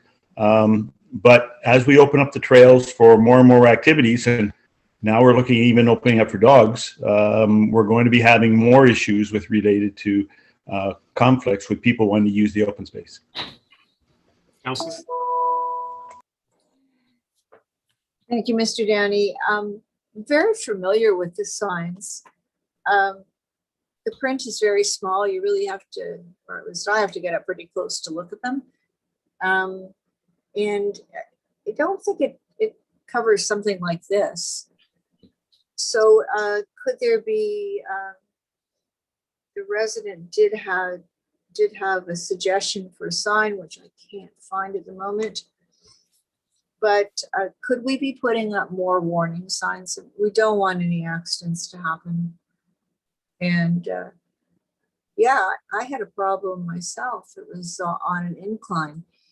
And you can't see the bicycle behind you, the cyclist behind you, and then you can hear them when they get closer, but let's jump out of the way pretty quickly. So the signage that's there it's really, people are just used to it. And again, it's very small print. Councillor, how about we ask Ms. Bennett, maybe we can develop some kind of just maybe getting some messaging out there to educate the public as far as riding their bikes through the trail system and the proper way to proper usage. Councillor, so Well, here's the suggestion: cyclists must yield to pedestrians. so and as was mentioned by Mr. Downey, I think it's more of an education at this point, and we can see if we can get make sure that residents have an understanding of how to properly, especially if they're cycling, how to properly use the trails. Well, they have to read the information there. I think if we had a big sign that said cyclists yield to pedestrians, that might just won't solve the issue, but I think it might help. Okay. So maybe we could look into some signage.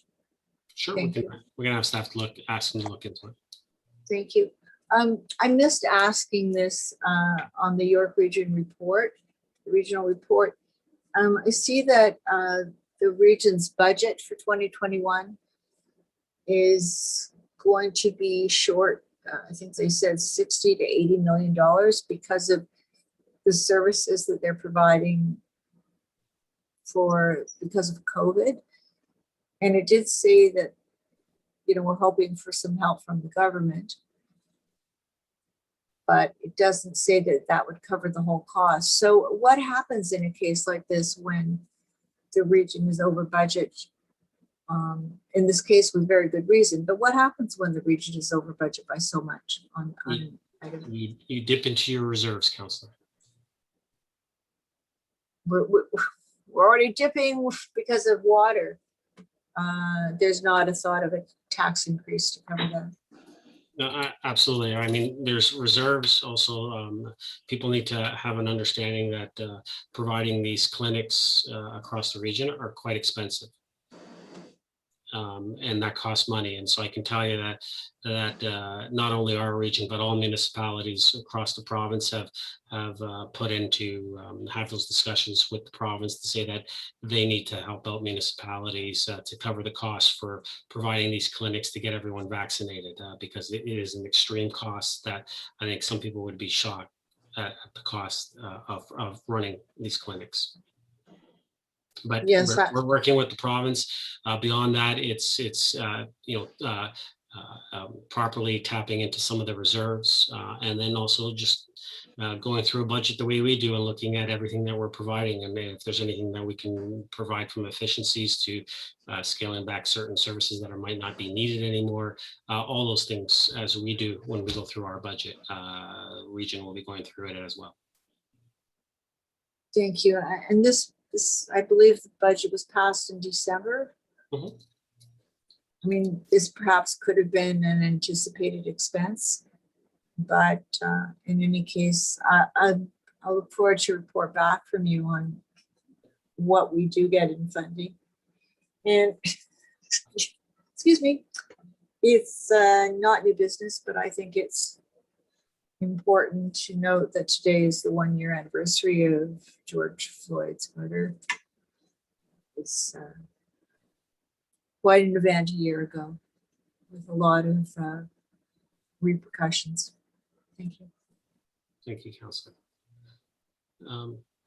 Council, actually, I have just 2 more before we sign off. I actually go to bylaws. One is it's not necessarily new business, but just so the public knows that our splash pads and washrooms in our parks will be opening on Friday. So if we can get the word out, let everyone know. Hopefully the weather stays as good as it's been. Otherwise there might not be a need to open them. We're hearing some reports that the weather might not be as great. The other one is that I guess. Who am I going to ask here? I'm not sure who this is going to fall to, but as far as when we've talked a lot about property standards, and I know we always talk about construction zones, but I got a bone to pick with Metrolinx. Are they ever going to cut their grass? And I don't know who to direct this to, but we need to reach out to Metrolinx because it looks like a disaster out there, and it's unacceptable. There's no construction going on there. There's no excuse for them not to come out and cut the grass.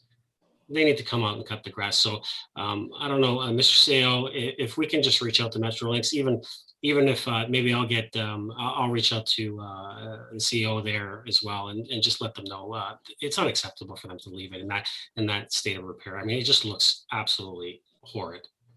If this was any residential property in our community, bylaw would be there in a second, issuing them a notice of violation. And so I think that maybe we need to take those steps, and maybe Ms. Van Leeuwen can also go out there, and staff can go out there and maybe send a letter to Metrolinx as well, and let them know that if they don't come out immediately to clean this up, that they will be issued with a notice of violation. I don't care if they're a provincial entity or not. We have standards in the town. So Mr. Seo or Ms. Van Leeuwen, whoever wants to. Hey, Mr. Mayor, we'll look into it. There is some provincial lower tier interference issues, I'm sure, but it doesn't preclude us from raising the issue with them for sure. Thank you. You know, I don't mind telling the province some stuff, so we can. But as I said, I mean, it's unacceptable. I think we need to look around, and I'm going to get on the region as well, because I know that some of the regional roads, boulevards are not looking too great as well, and so they need to step up their game as well and get out there, immediately and start cutting some of these grasses. So yeah, I appreciate that, Mr. Seo. Council, we will move to bylaws. Would someone like to move the bylaws? Councillor Humphreys, second. Councillor Kim. Any comments Mayor? on the bylaws? Yeah, Councillor. Can we vote on, I think it's 17.2, but let me just.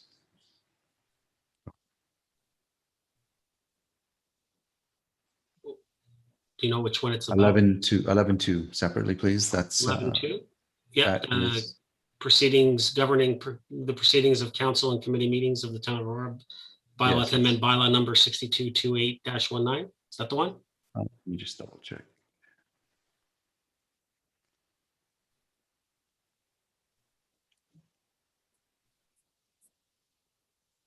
Yes, it has to do with amending section 21 of the closed session of the procedure bylaw by deleting section 21G, openness and transparency. I vote against that.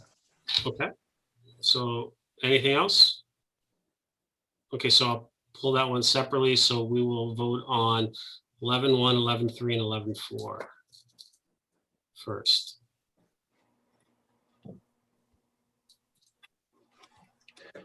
Record a vote for bylaws 11.1, 11.3, 11.4. Mr. Mayor, how do you vote? Yes. Councillor Humphreys? Yes. Councillor Gaertner? Yes. Councillor Gilliland? Yes. Councillor Gallo? Yes. Councillor Kim? Yes. And Councillor Thompson? Yes. Those three bylaws carry. So, Mr. Clerk, so we'll go to 11.2 now. Thank you, Mr. Mayor. Record a vote for bylaw 11.2 on this evening's agenda. Councillor Gaertner, how do you vote? No. Councillor Kim?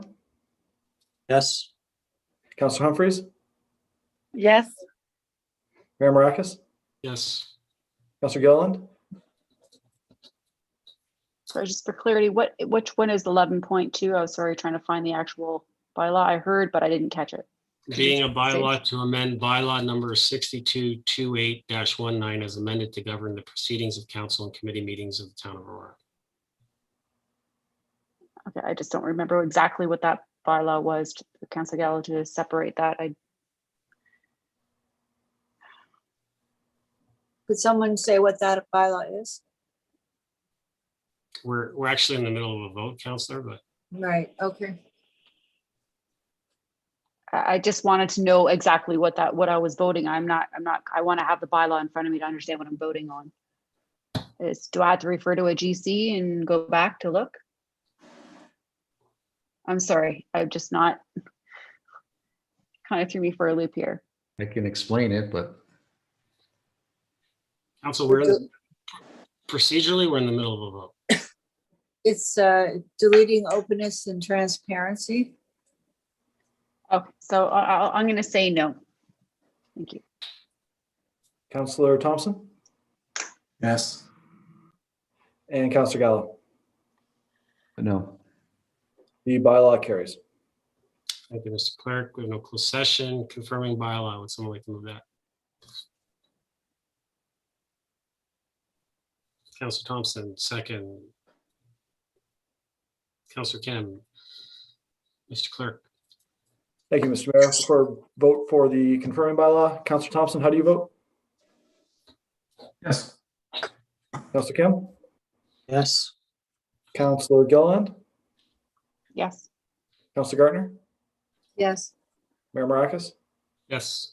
Councillor Gallo? Yes. And Councillor Humphries. Yes. Bylaw carries. Thank you, Mr. Clerk. Motion to adjourn. Councillor Gallo, Councillor Kim. All those in favor? Opposed? That carries. We are adjourned. Thank you, everyone. Stay safe. Have a great day.